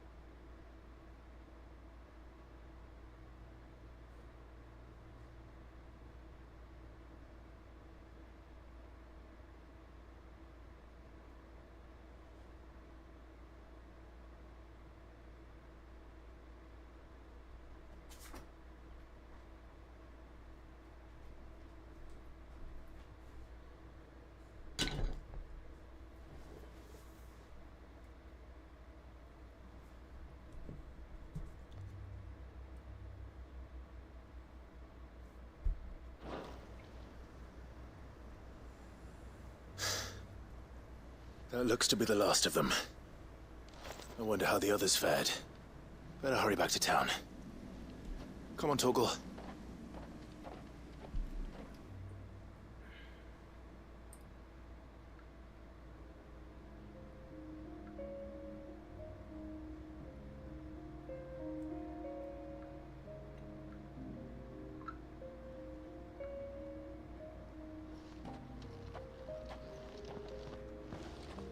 Clive, it's good to see you. And you. The road to Oriflamme is clear. How did you and your men fare? Well, we ended up fighting for our lives down by the lake. Took a few nicks, but nothing the girls of the Vale can't put right. Glad to hear it. Well, it seems we've survived. For the time being, at least. I thank you both for answering the call. You were right. And I was wrong. About everything. I had thought that the only way to unite the people was under the banner of Empire. That without a strong hand to guide them, they would drift apart. To be borne hither and yon by the eddying currents of fate. But you brought them together. Not by force, nor by the exercise of goddess-given authority, but by simply being one of them. By knowing what they feel, because you feel it yourself. Our purpose was ever the same, Your Eminence. You were merely distracted by a loftier vision of empire and glory, while our eyes beheld matters closer to... You have the right of it again, as did you, Sabine. His Radiance said it himself. Sanbreque is naught without her citizens. I forgot that, and I am sorry. I'm sorry too, but I should never have taken things so far. I only wanted you to understand how the people felt, how I felt. But my anger got the better of me. Do not blame yourself, my dear. This was my doing. I should have listened to you. To all of... Your Eminence, your ladyship. I do not doubt that you came here with the best of intentions. But I believe the same could be said of us all. We all want safety, security, prosperity. Not just for Northreach, but for the entire realm. And we may yet achieve it. If only we work together. Will you join us in this? Yes. We shall. Thank you, Your Eminence. Now that that is settled, I must go and see to the wounded. The Vale's doors are always open to any soldier in need of relief, and today there are more than ever before.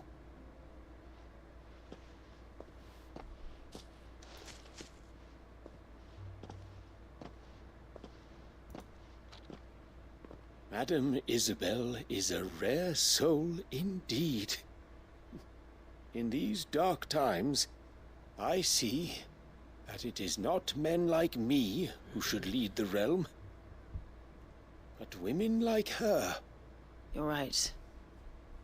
If only I'd listened to her when I had the chance. Forgive me for saying so, milady, but you still do. The Dame said it herself. We can turn things around. We just have to work together. And that goes for you, too. You're one of us now. One of you. Well said, Captain. Let this be a new beginning. Not only for Sanbreque, but for us. Well, since there's nothing more to be done here, I should see if Isabel needs any help moving the wounded.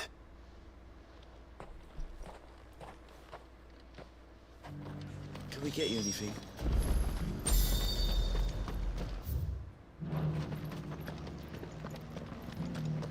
There's no need to worry any longer.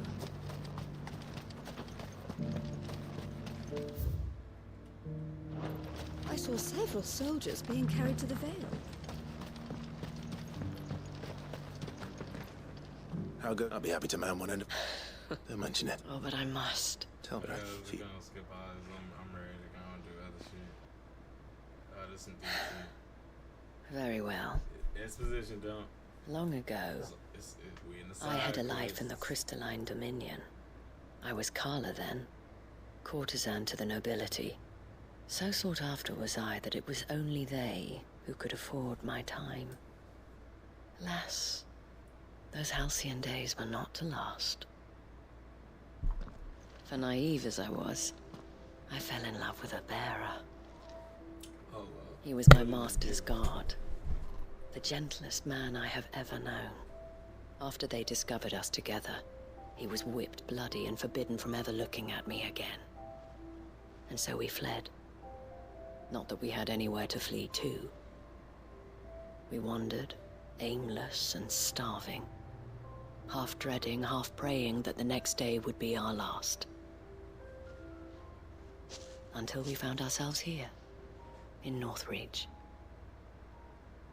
It was the Veil that took us in, that fed us, clothed us, and healed our hurts. Those that could be healed, at least. My love was already too far gone. He passed away. He did. Not long after we arrived. But at least we were able to share a few moments of peace before the end. It was the greatest gift I have ever received. But the generosity of this town and her people did not end there. The men and women of the Vale supported me through my grief. Shared in it, though I was still a stranger to them. They treated me like a sister. And so I swore that I would always do the same. That I would return the kindness that Northreach showed me. That I would repay my debt to the Vale.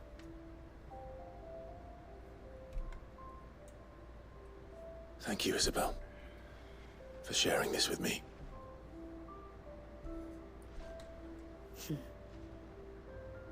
You're a lot like him, you know. Perhaps that is why I have such a soft spot for you.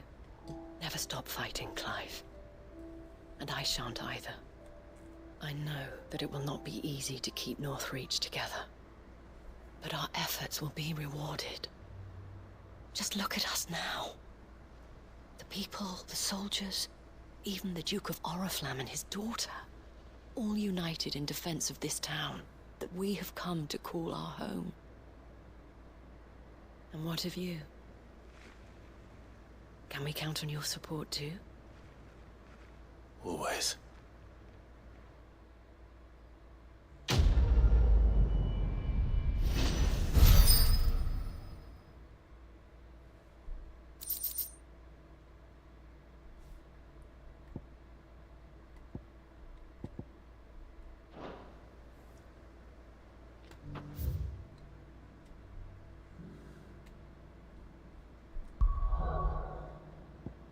How many more we got? Oh damn, everything. Wait.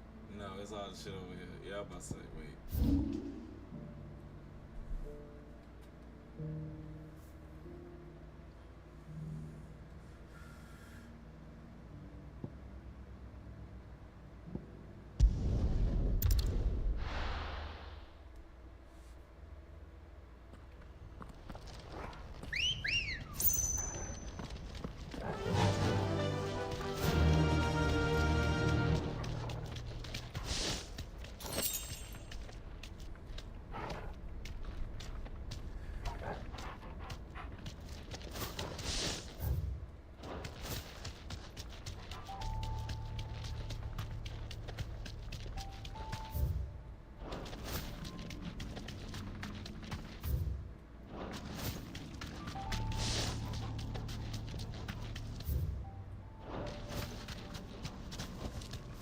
Thanks, girl.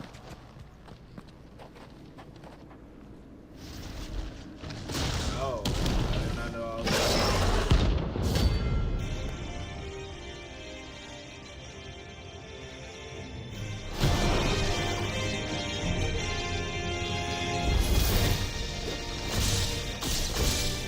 Look who's here to meet us. Pity they don't seem fond of visitors.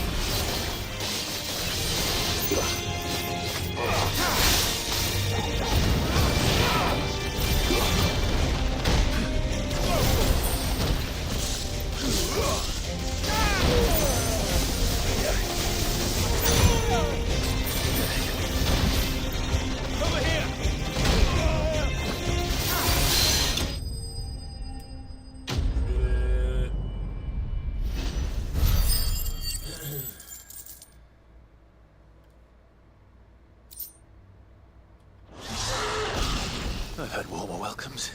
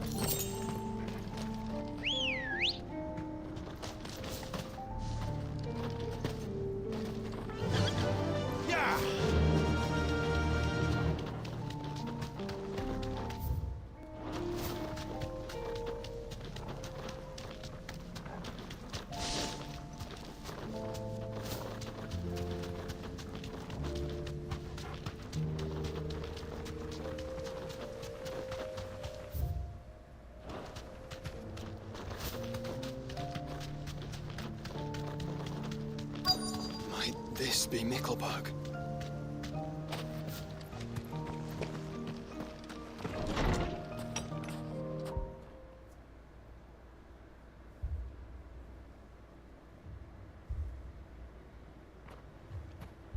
These people aren't turned. And the village seems safe enough at least.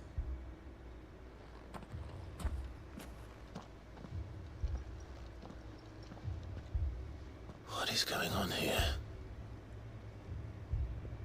Ah. Did you too heed the call? Heed the call? No, I came here looking for someone. To be honest, I wasn't sure I'd find him here. Is that so? What are you doing here? It is my home. The others, they heeded the call. You keep saying that. What do you mean? They came here to perform the rite, just as King Barnabas instructed. This village is their altar, where they shall cast their shawls upon the gentle waters and give themselves to the Lord. Give themselves? Oh, Lord, cleanse us of our sins. Let us be reborn in your loving arms. Free us from the torment of this mortal realm. They want to be saved.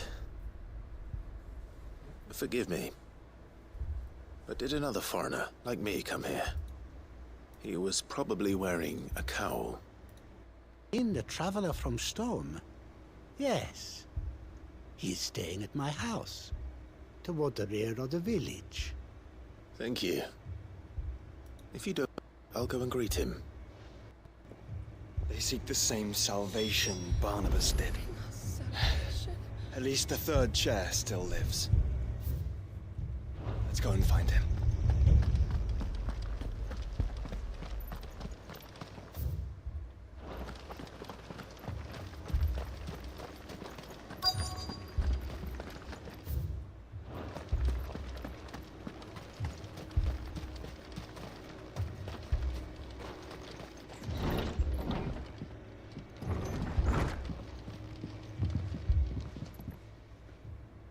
Excuse me.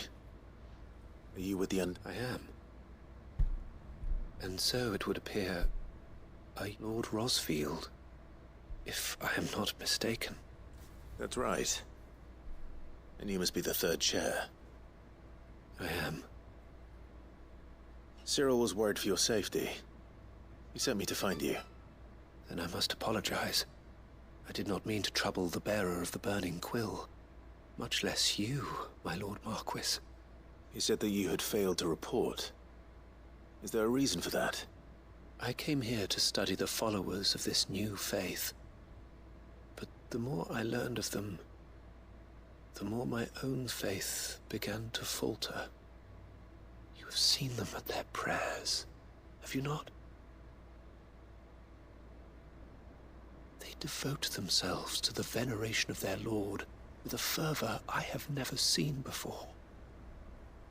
Praying night and day that they might be rid of their wicked wills and reborn in their Saviour's light. Not that they might be granted respite from their worldly woes, but so that they might continue to serve him. Serve him with all of their beings. I, too, swore to devote my life to the service of my Lord and Master, but this... it is different. It is more.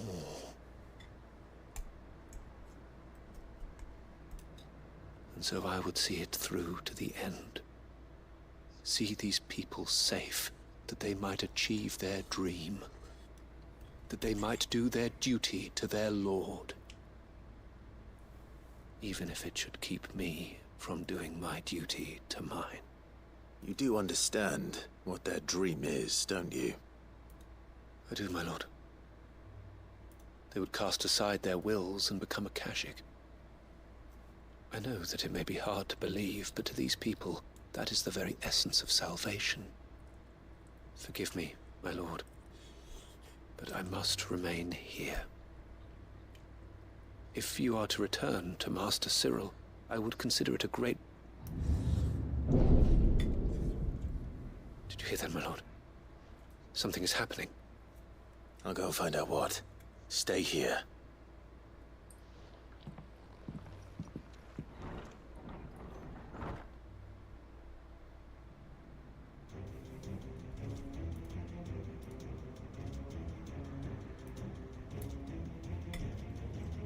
Beneath the flood. Oh no.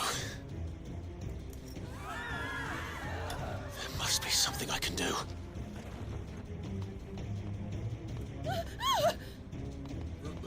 Echoes as well. Found her.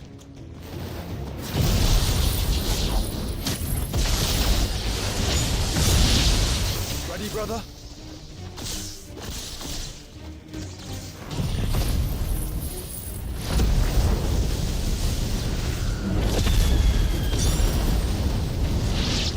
Ready. Get him! Sick him! Over here! This one!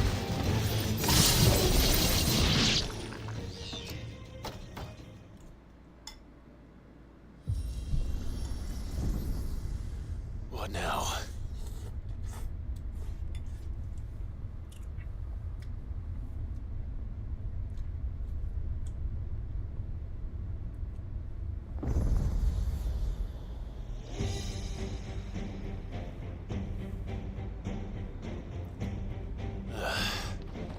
We meet again. I've killed your kind before.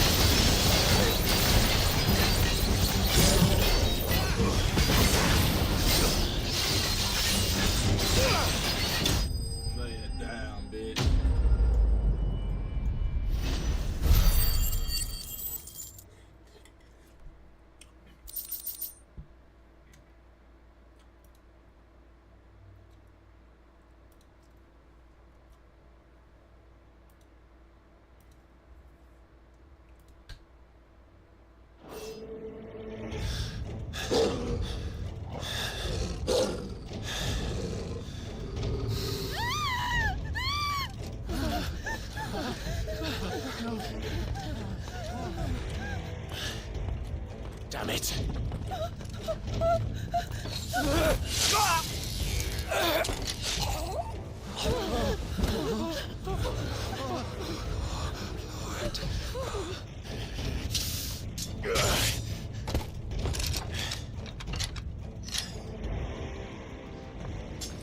Don't you die. Come on, speak to me. I had to save them, that they might have a chance to find true salvation. By devoting themselves to the service of their Lord. Just as I did when the Undying plucked me from the gutter and gave me a cause to believe in. A duty to serve was everything to me, and I would not deny them that fulfillment, even if they must become Akashic in order to achieve it. Oh, damn. Forgive me, my Lord Marquis. I did not mean to trouble you with this. My findings. Could you deliver them to Master Cyril for me? Of course. Your duty will be done.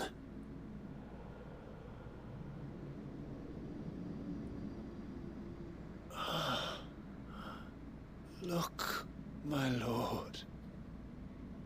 They are saved.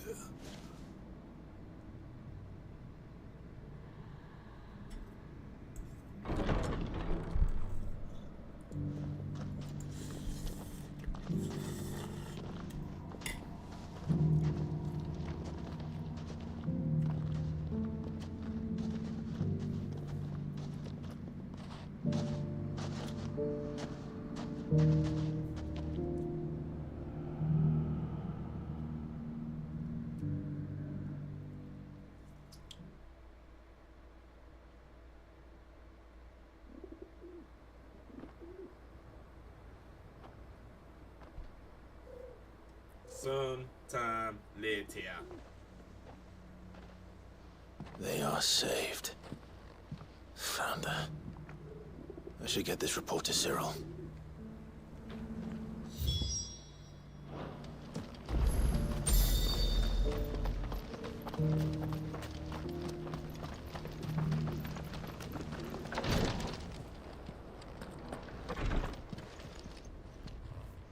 My Lord Marquis, welcome back. I am glad to see you hale and whole. I met with your third chair, Cyril. He bade me deliver his findings to you.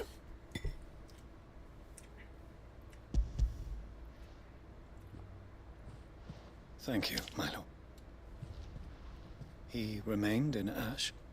He died protecting the villagers from an echo. I buried him in Mickleburg. I'm sorry that I couldn't save him. If you could not save him, no one could. The villagers, they were believers in this savior cult. They prayed to their god that they might be unburdened of their wills. Then an ether flood came, and their wish was granted. Your brother sacrificed himself that they might live, even knowing that that life was death by another name. Then he perished defending liberty. A hero's end. For the right to choose how one dies is no less sacred than the right to choose how one lives. Sid would agree. He wanted to build a world where people could die on their own terms. A noble ambition. To die for one's cause is the most perfect expression of one's faith. It matters not how misguided others might judge one's decision to be. Only that the decision is one's own. We live according to the teachings of our order. We believe in them, we protect them, and yes, we die for them. For better or worse, that is our creed.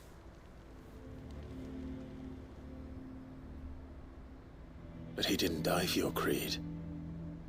He died to save them, and you still believe that what he did was right. I believe that he believed it was. We of the Undying are not slaves, but willing servants. And this was his will, the ultimate expression of it. All right. I'd like to know this man's name, Cyril. To know the names of all the Undying who've fallen in the line of duty. They died serving my house. It's only right that I remember them. That is my duty. Of course. I shall fetch the Book of Martyrs at once. My lord, the greatest honor of my life, just though our duties may differ, yours is no less important. And were they here, I have no doubt but that every...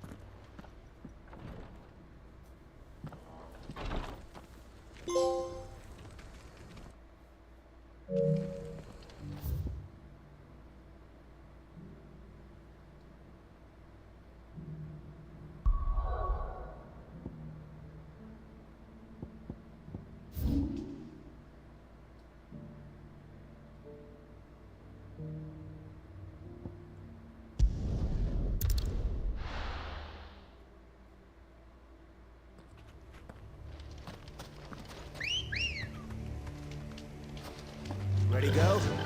Fly, Ambrosia.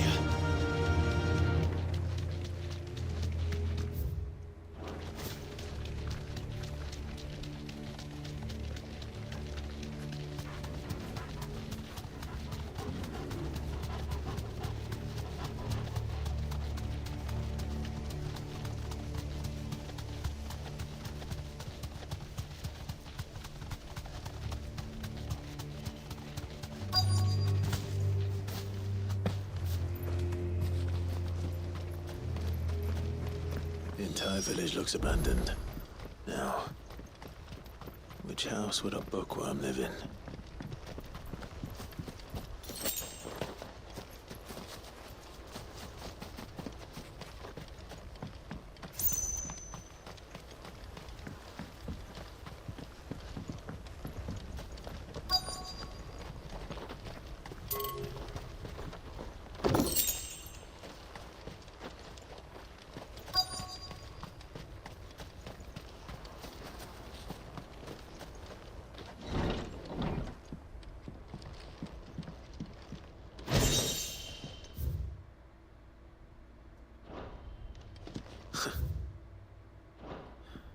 His interests were certainly varied.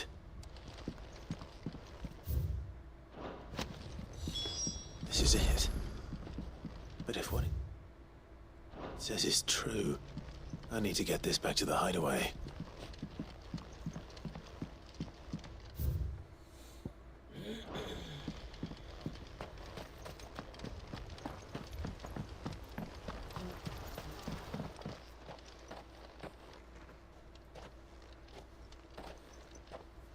Leaving so soon, stranger? We've been watching you. From a distance, so to speak. Subtle. I know who you are. Then we need not waste time on introductions. Hand me the book. Leave it in our care and return to your life. Your care? Do you mean to burn it or bury it? That is not my decision to make. But by one means or another, its contents shall be removed from the common record. Then I'll have to politely refuse. I won't let you erase our history. Then we find ourselves at an impasse. Very well. The book can just as easily be pried from your dead hand.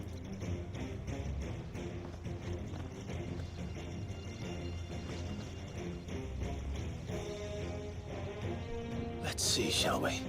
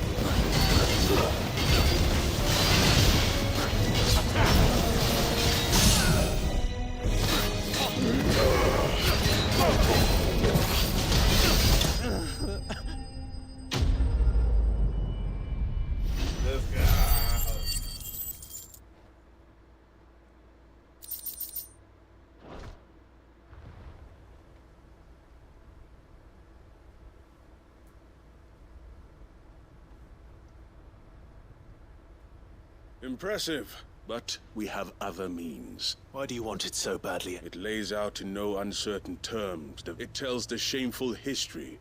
Would you say that this interpretation was correct? I don't know. You don't? Your sword may be sharp, so let me answer. There is no correct. That a series of events took place may be proved beyond a doubt. It is a question of if enough people believe that... So you're trying to control the truth? We are trying to protect people from themselves, from knowledge. That would bring them naught, but that is all. You may keep... The world is small until then. Wait. Damn it. Let's get this back to Vivian. Perhaps she can explain what that was all about.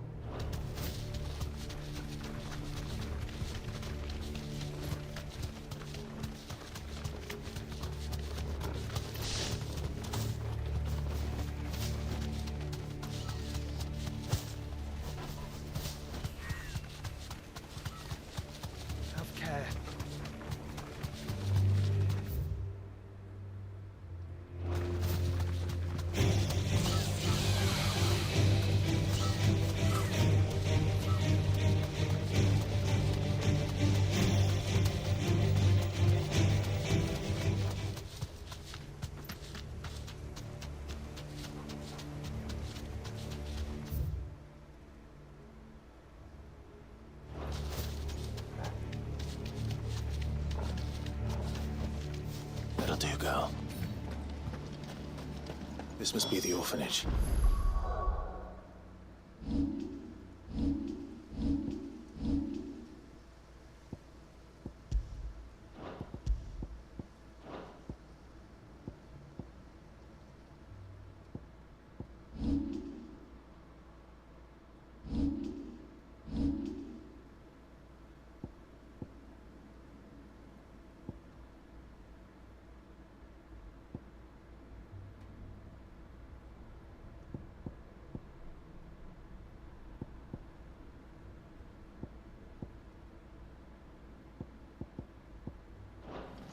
Hopefully the registry is still here.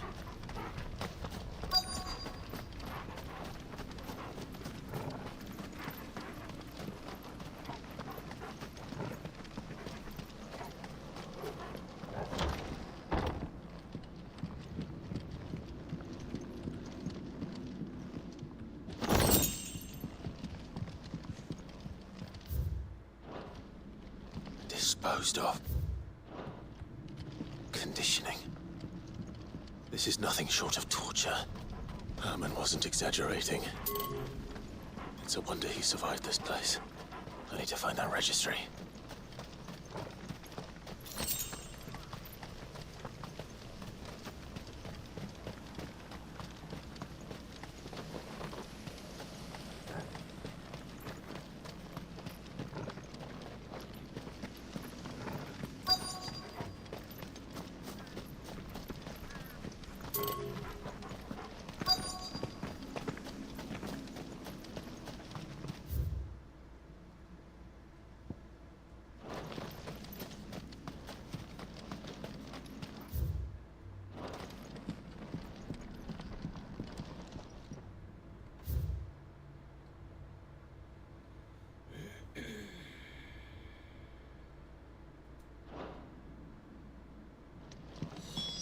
This reads like a suicide note. Did the director go through with his plan? There's only one way to find out.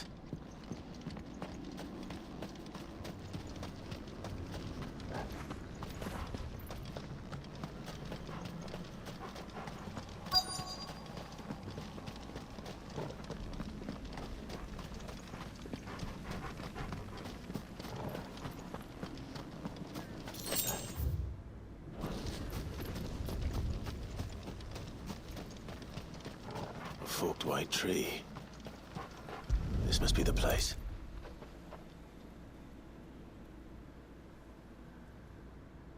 Could he really be buried here? something hidden among the roots. Let's see.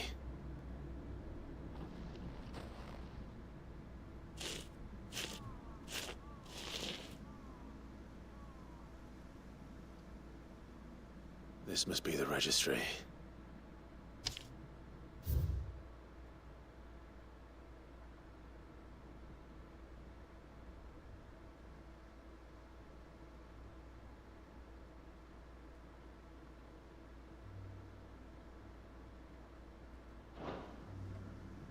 So many names.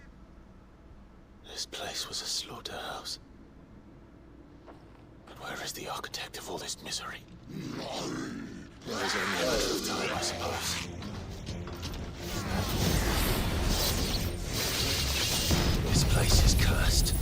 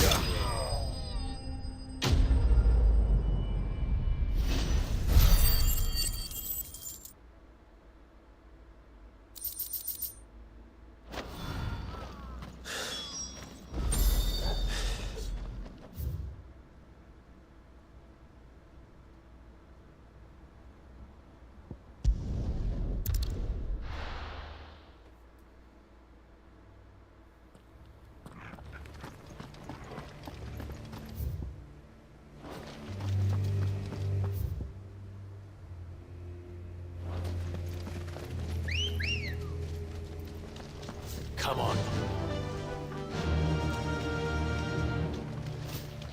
Doris is waiting for me near Balmung Dark. The longer she's out in the open, the more likely she is to be found by a Kashik. I need to hurry.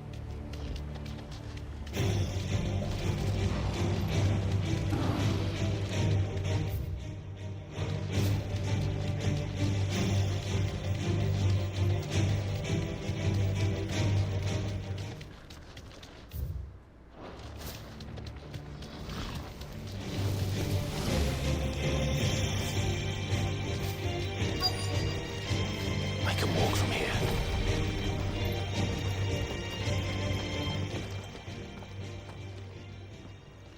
There were no guards, I take it. None manning the gates, no. It's a different story inside, though. The corridors are crawling with Akashic. Most likely guards left behind when the Wardens ran. If Chadwick was being held here, I worry that he may already be. Don't give up hope just yet. But let's move quickly. Let me check the ground floor. The ether stick is there. Then I'll search the upper level. Good luck, Sid. Stay safe.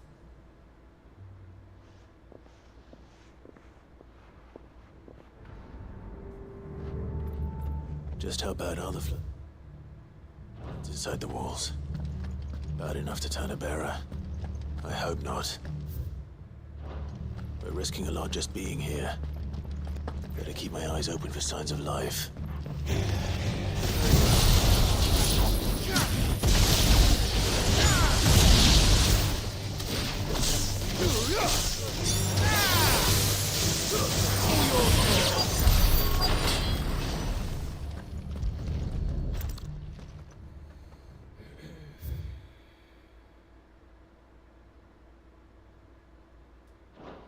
So this place was no ordinary prison. And I doubt they'll have taken the creature with them when they fled.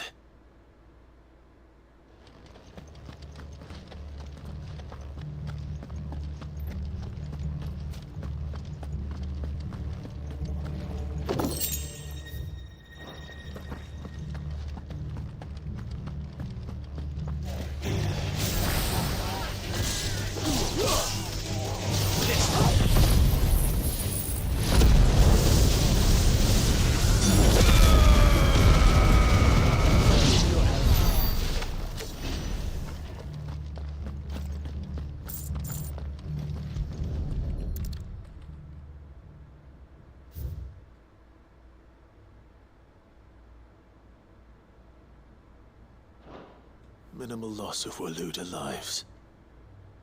And what happens when they run out of bearers? Even the Imperials take better care of their branded than that.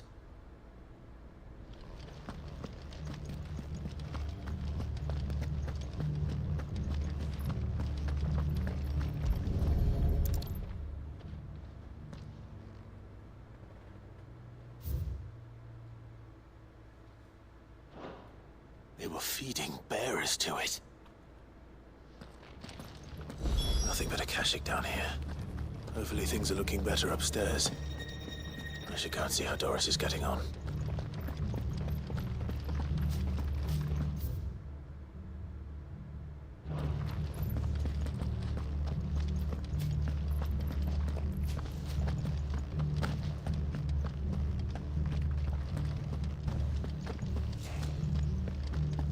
Have care. Time to fight.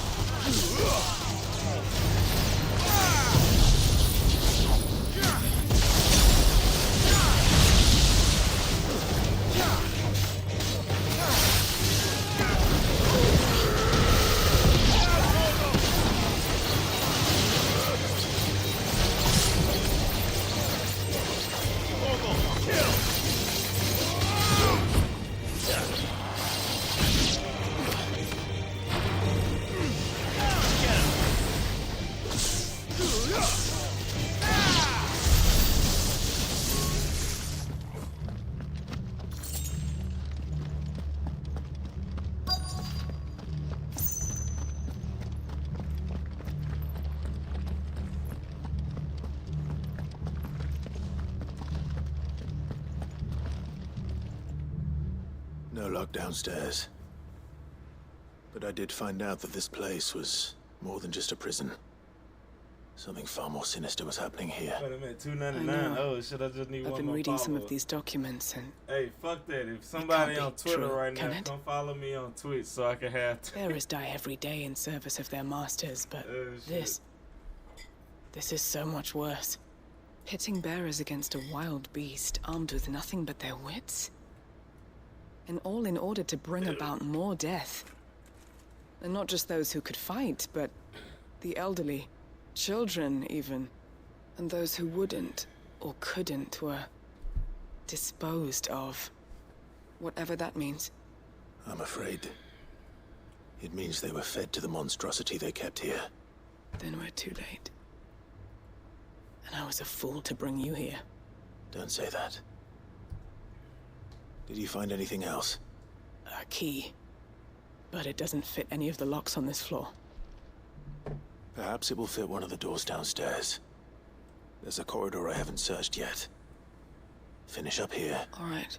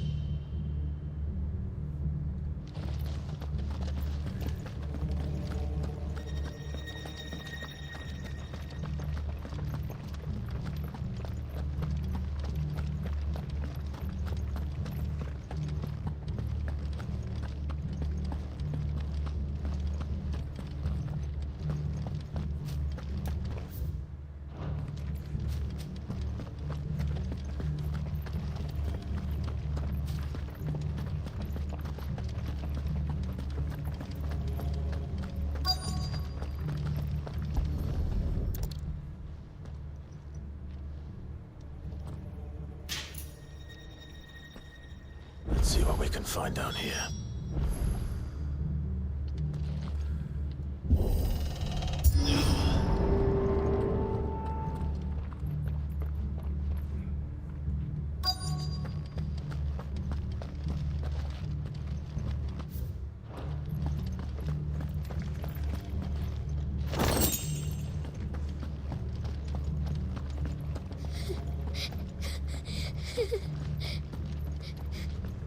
A survivor.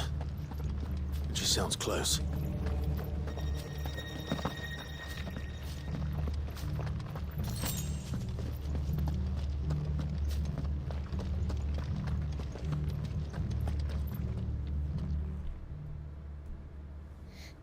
Who are you?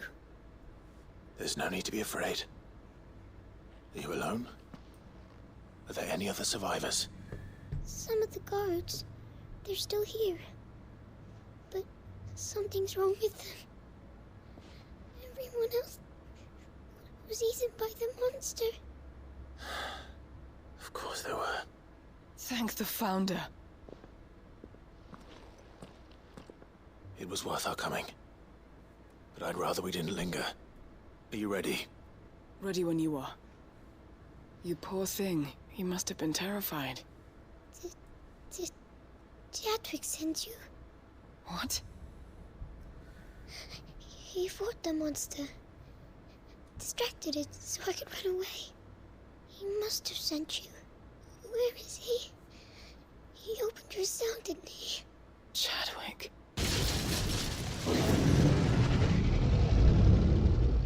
Was that? We have to get out of here. Doris, keep the girl safe. All right. You put that bearer-eating bastard in the ground. It's out there waiting for me. I can't let it live. Not if it's got a taste for bearers.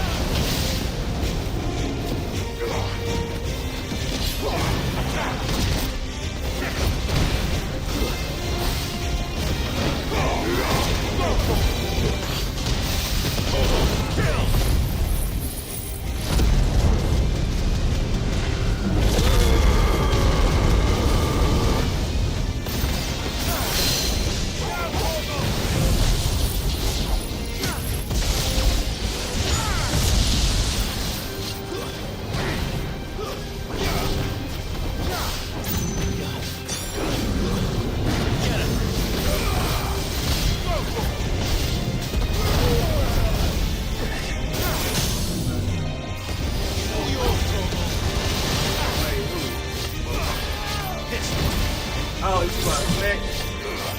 Nah, holy shit, I didn't even see, like, I had looked to see who wrote the flame, and then I had my around gun. I was like, I got him there. Because, you know, he finally got his PlayStation back. Yeah, fucking shit up.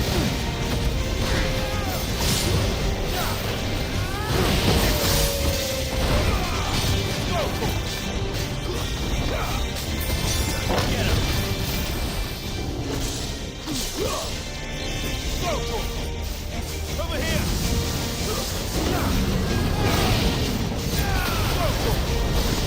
Get him! Thanks, boy.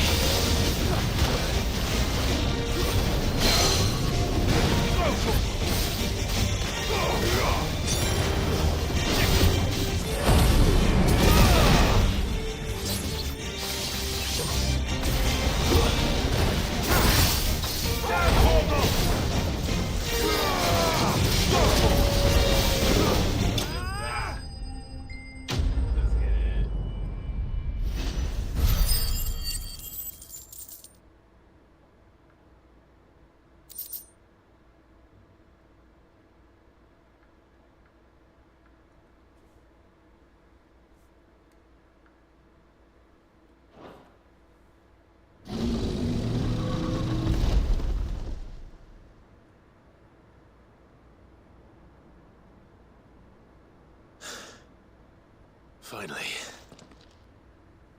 Sid, are you hurt? I'm fine.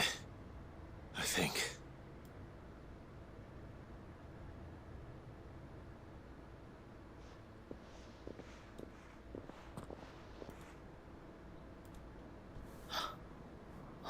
No. What is it? I'm dead. Diary. Medieval. I gave it to Chadwick before we went our I got the separate horn ways. cut. He was here. Do you think that creature? I'm sure he fought bravely oh, to the last. Yeah, I got the. We gotta say thanks to him. Cut. That look like it's a Chadwick. horn. You I didn't fool. get the mug. Come on. We have to get her back to the hideaway. We don't want his sacrifice to have been in vain. No. Of course not. I'll see that she's looked after from now on.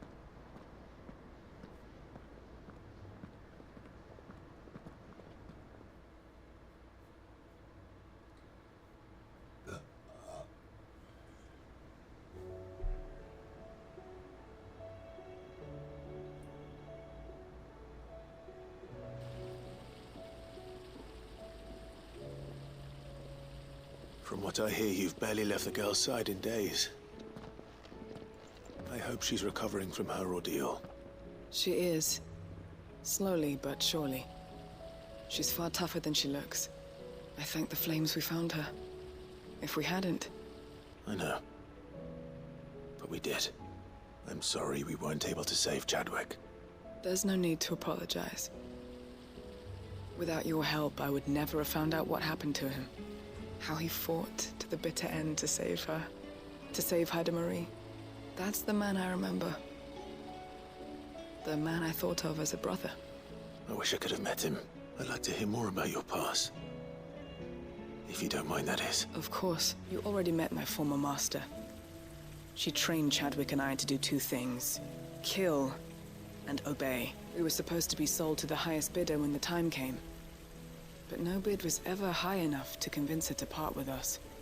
For years, we were her daggers in the shadows. But we could never quite shake our doubts about the things she made us do. So we escaped. But staying together was out of the question. They would have found us too easily. After so many years of training, the pull to serve was always strong. It scared me to think he might have taken another master. But even in captivity, the battles he fought were his own. And he died not as someone's tool, but as a hero. Haida Marie is proof of that. Bearers can cast off their shackles, and the curse breakers will show them how. I'll fight until my dying breath to see it done. Thank you, Doris.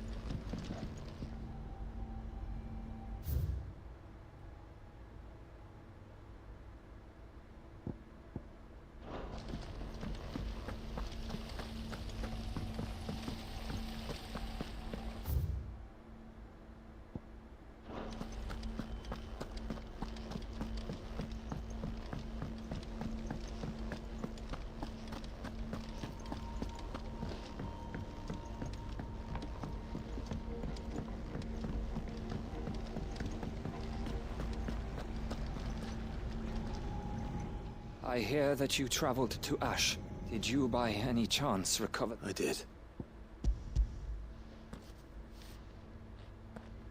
If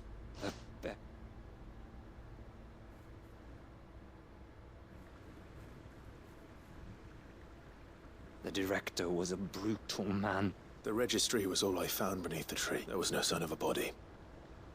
Or any I pray that at least some of them survived. All their names are here.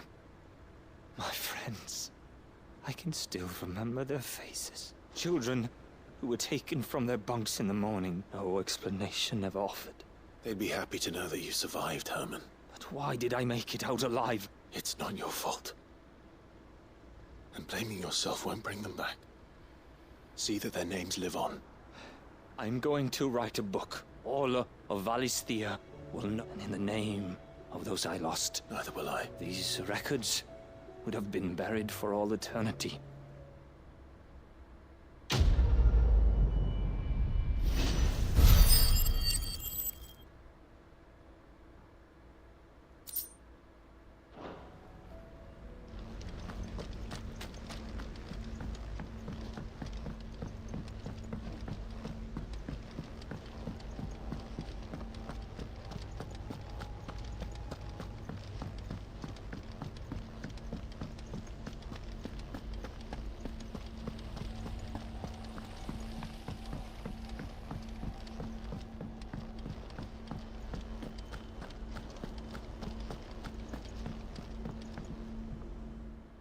Vivian, I found it.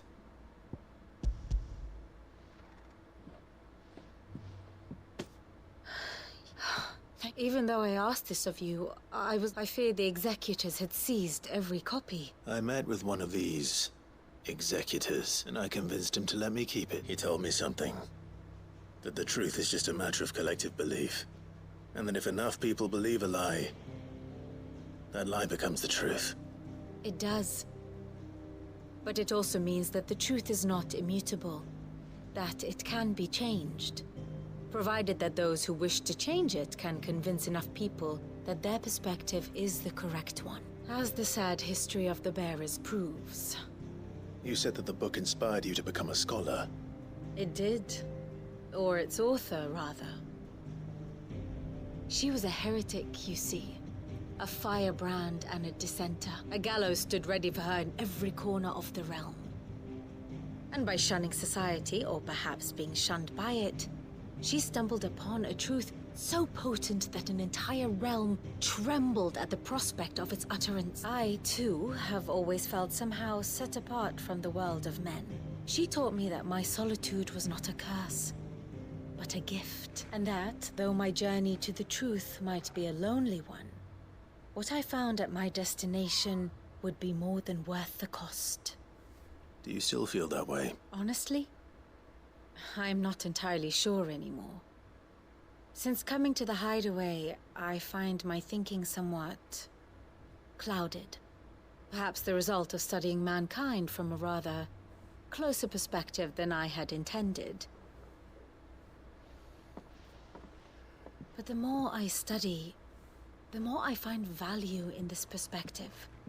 In looking not from the outside, but from within. So if you'll permit me, I'd like to continue my work here. Remember, Clive, when enough people believe, belief begets truth. Give the men and women of this benighted world the gift of truth. Make them believe in you, as I do. I'll try, Vivian.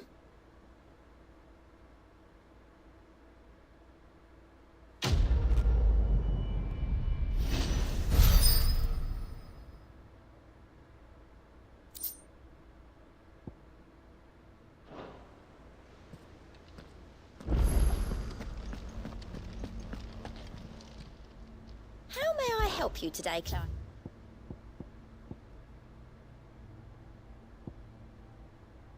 Best of luck out there, Sid.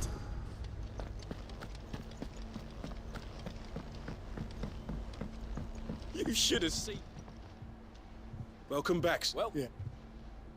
Truth be told, it was me who suggested roping you in to help with the truth. But from what I... No. Ember lost his nerve in the face of a beat, but he didn't lose heart. He pressed on, and he achieved his aim. Indeed it is. Thank you for your honest appraisal, Sid. The fact remains, however, that Ember will not always have a battle-hardened warrior on hand to pluck him from the jaws of peril. All I have gleaned from this trial is that without someone watching his back, Ember is little more than a liability. Wait, Sergeant. Ember still has much to learn, it's true. And this time he was found wanting. But I'd say he's due a second chance, nonetheless. After all, he did do as you asked. With a bit of hard work, any hand can be made to hold a blade, and any mind can conquer its fears. But a scout's nose is different. You've either got one, or you ain't. And by sniffing out that log, young Ember here has shown he has a conk and a half. Wouldn't do to waste it now. Fine. I'll do whatever you ask. I'll spend my days and nights in the pit if I have to. I'll show you. Daft as a brush, that one. But he's out. Just like someone else we know. And if you ask me, we've been leaning on him for far too long. About time the Cursebreakers took some of the weight off his shoulders, I reckon. Couldn't hurt. Just don't tell Gav I said so, will you? I won't have him thinking he's been hard done by. Next thing you know, he'll be asking for a day off. Chance would be a fine thing.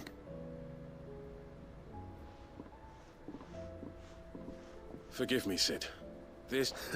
But that's why we need men like Ember more than ever. Men who can make the best out of a bad situation. Remember that.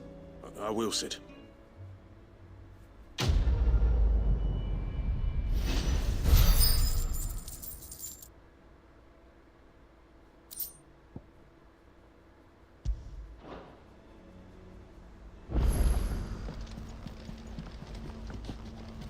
There's something about it. I feel like it's... Uncle, the Field Marshal has agreed to your plan. Of course he has. Rutherford is accompanying him back to your manor in Porter's Alder as we speak. They will await your return there. As will... One other? Lord Havel was concerned that even if he could get the realm's armies to agree to an accord, he might not be as successful. He asked if I might have a solution. And One of your... Master Quinton would probably call me one of his. Another outlaw? Just the thing we need to put these rotten good-thinking clients... I'm glad you... The more the merrier. Uncle, assuming Havel and Quinton can solve our problem with you, still haven't mentioned how we might manage the grain short. Oh, don't you? The 7 high houses will be... They have all agreed to make the most generous of donations. Oh, of course, it did take a little persuasion, but luckily I had some... From who? Why, you, my boy. Rumor has it that you rescued the Lady Ariane's head steward Rockford from a horde of bloodthirsty bandits. It was more of a handful. Well, the old battle axe was so pleased, she had a shipload of talents delivered to my private docks by the next new moon. And when the other houses saw the parsimonious old crone's purse strings finally loosen, they as good as tripped over themselves in the rush to follow suit. I'm happy to hear it. Now, I must be getting back to the manor. Join us there at your earliest convenience, would you? Of course, Uncle.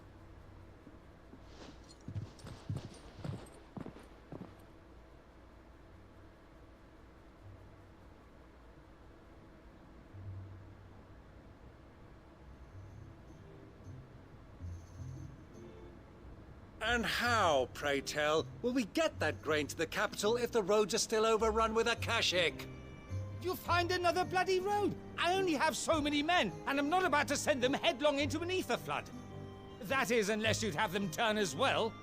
Well, I'd certainly eat less. Says the man with a belly bigger than a band of curls. My soldiers actually need their rations. Without any food to keep them going, they'll be dead even before you've sent them on your fool's errand.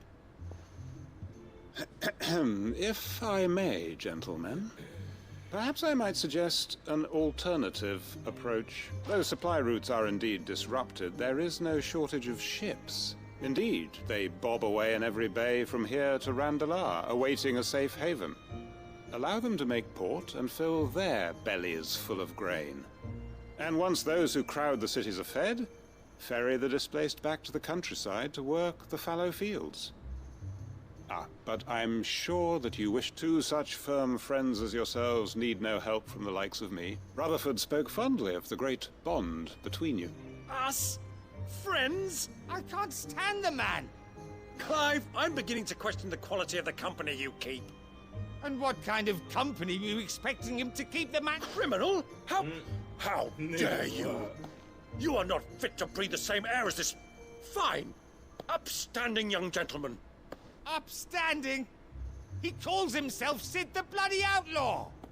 Once more unto the breach.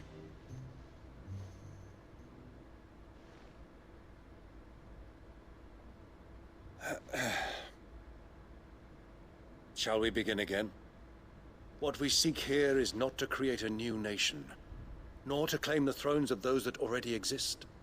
We wish simply to bring stability to the realm that mankind might weather the current storm. And to do that, we must convince those in power, the generals, the statesmen, the nobles, that our cause is just. There will be disagreements, yes. And I imagine some resistance, much resistance. But we cannot let that deter us. If we show them the path, show them that we walk it ourselves, then I am confident they will follow. The fate of the world lies in my nephew's hands, but the well-being of her people lies in ours. And we must not squander the chance. Uncle Byron. Now, with that settled, let's move on. For what great moment in history hasn't been accompanied by a little ceremony?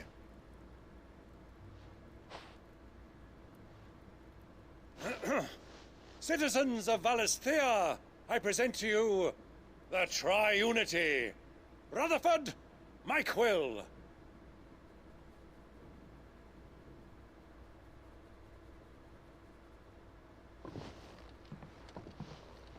Well, my boy, the stage is set. That it is. This is the role you were born for. We shall play our parts to the best of our abilities, that you might have the opportunity to shine. The realm needs its Sir Crandall. And there is no better Crandall than you, Clive. I want you to keep this signed accord. I will.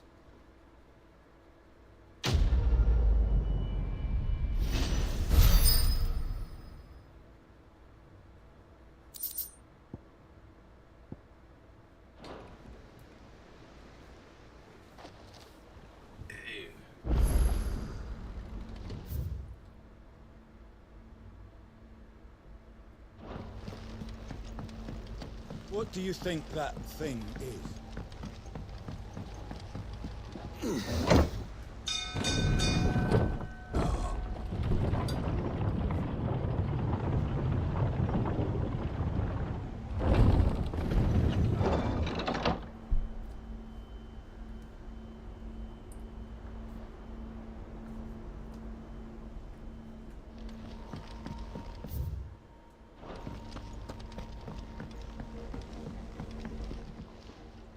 The hour fast approaches.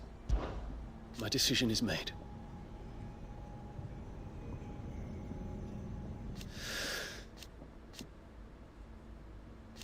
You said it yourself.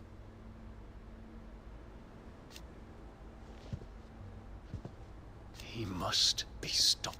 He must. The time is nigh, Ifrit.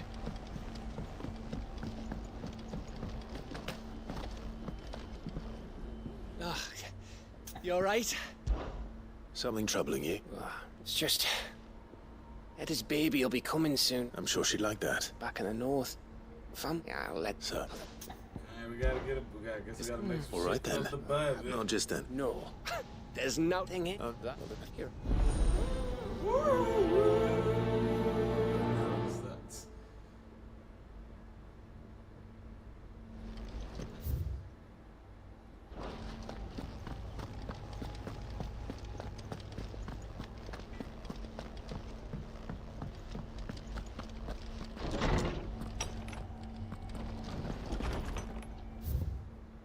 Oh, damn.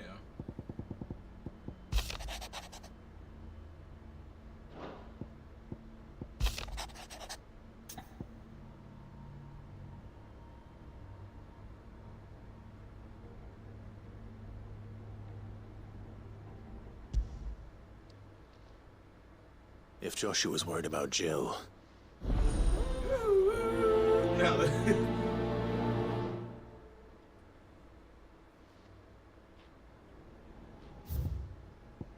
told y'all we on a lot of side quests.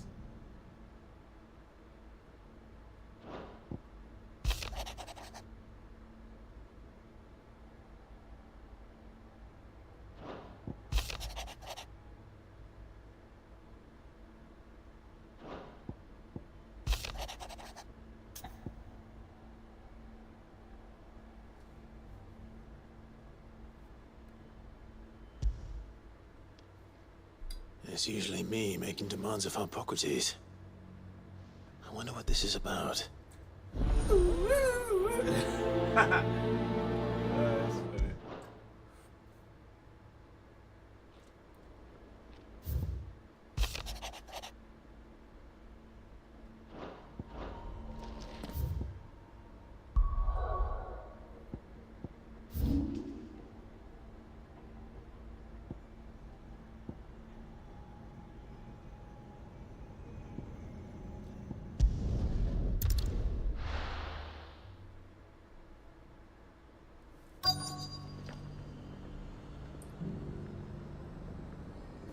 Let's hope one of the merchants here has what Gav needs.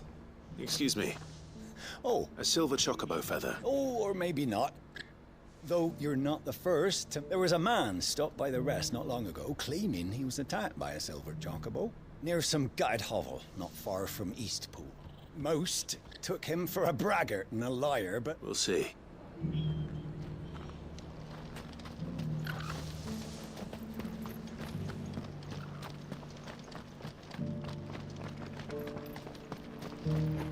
What are you after?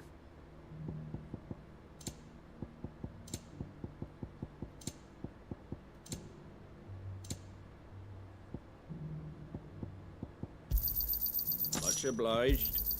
There you go. Much obliged. Thanks very much. Much obliged.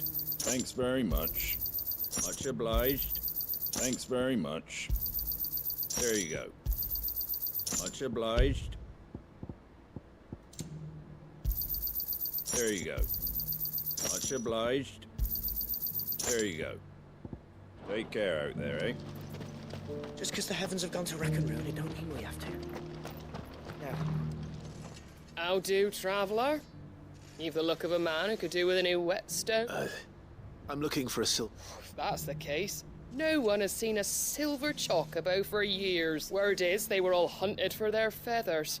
Some northern nonsense about bringing good luck.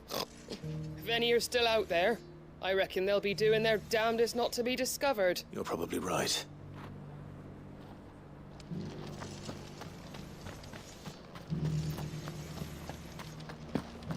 It doesn't still hurt, does it? Oh, 1,000 Akashic jaws couldn't hurt me. The son of Rosario.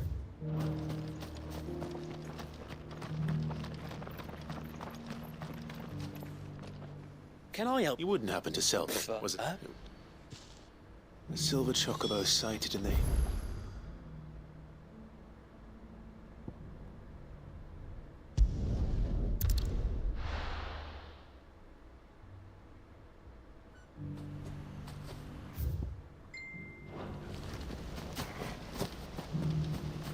This is no time to ride.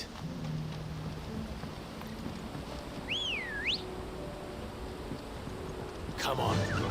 Run like the wind.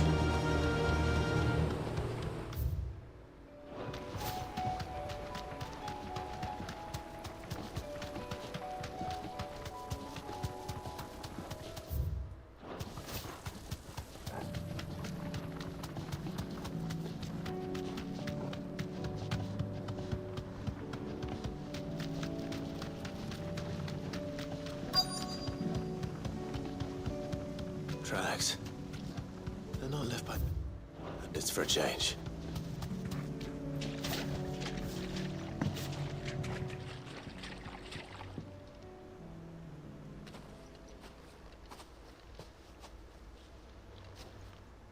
More tracks. And these look fresh. The chocobo was here.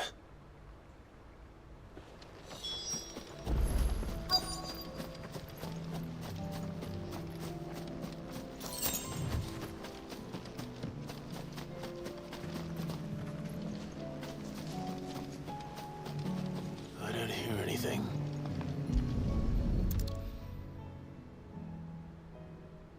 Well, I'll be damned.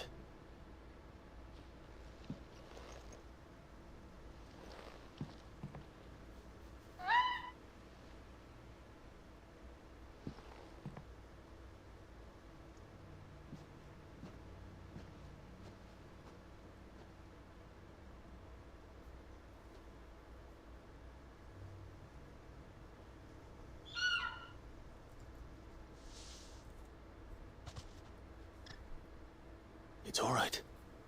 I'm not going to hurt you. Just borrowing a feather for my friend.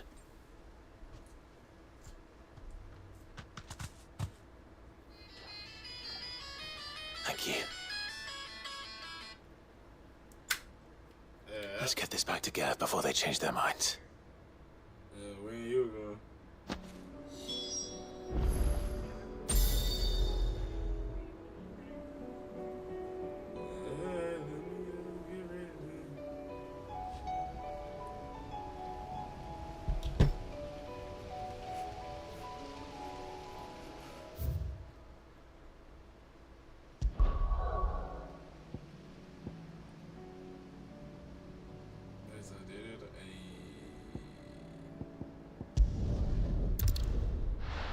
Okay, y'all, we finna go and call it for like an hour or two.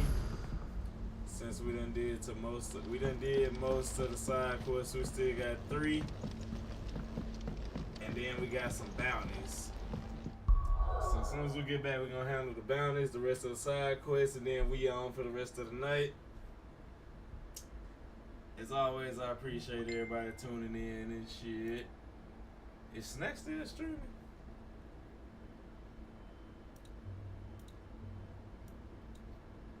We can raise Snacks and see what he got going.